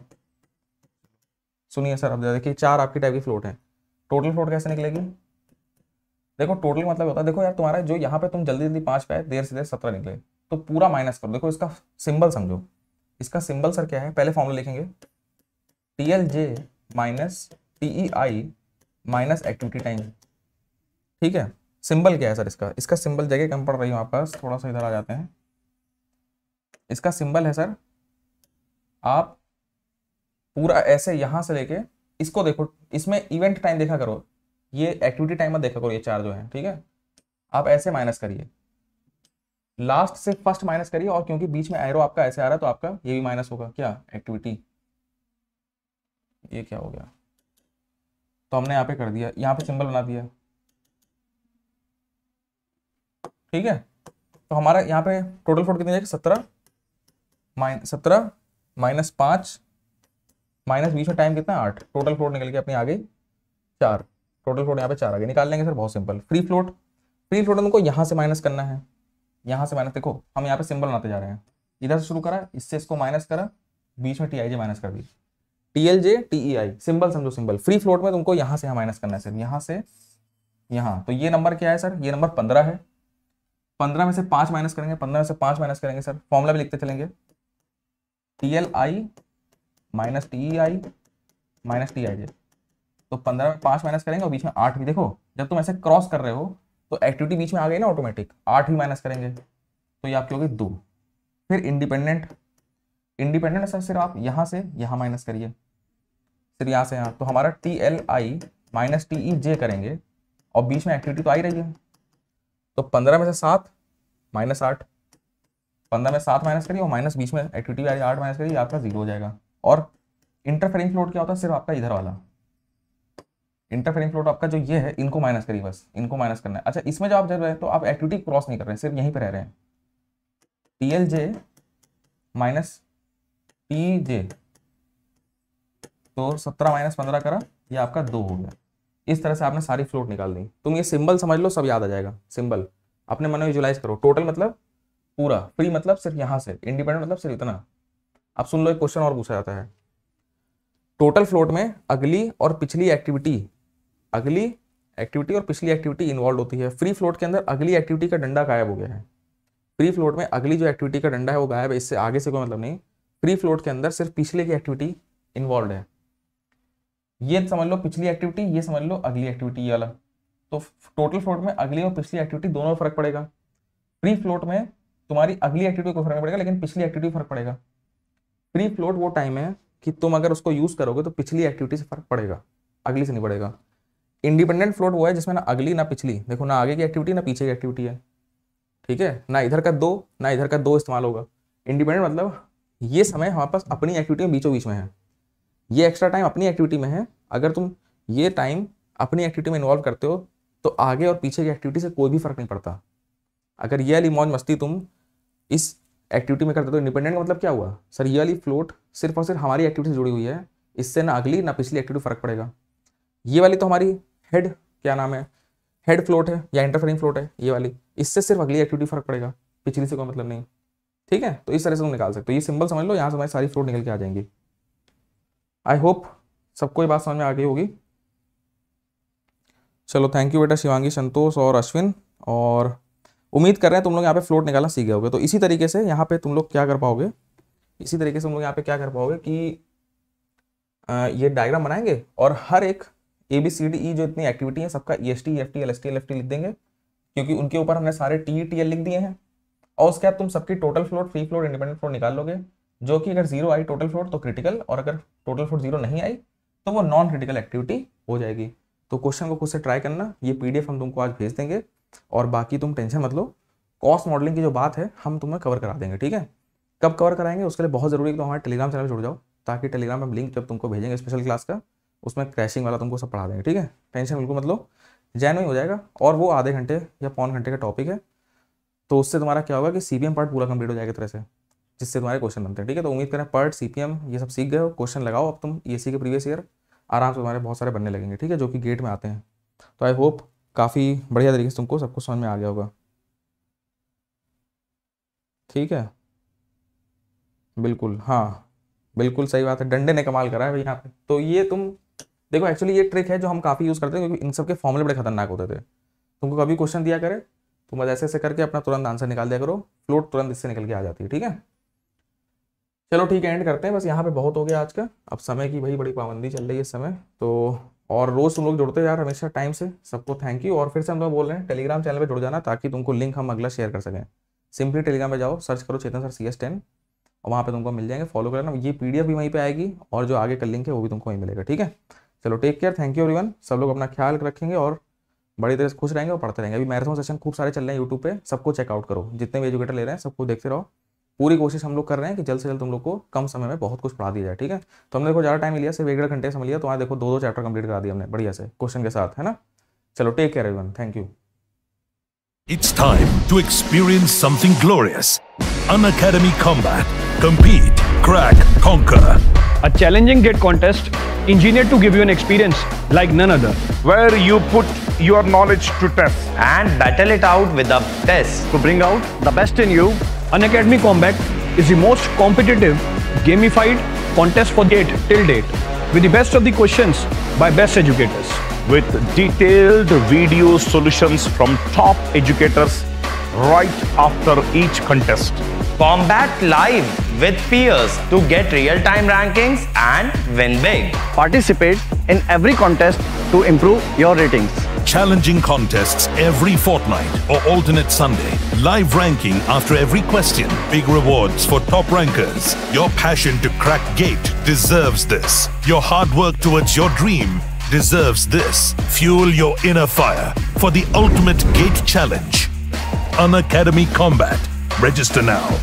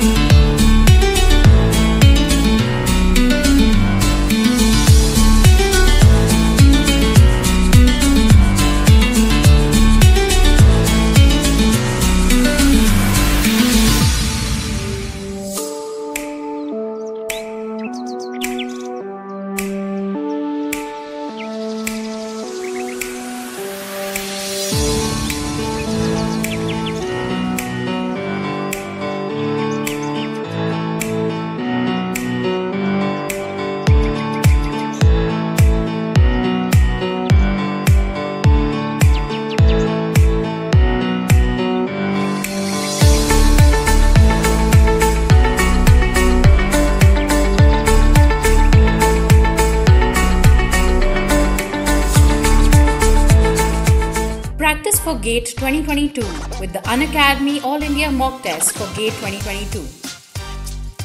Curated by top educators, based on the latest exam pattern covering the entire syllabus. Detailed performance reports with All India rank. Every Sunday starting January 2nd. Enroll now.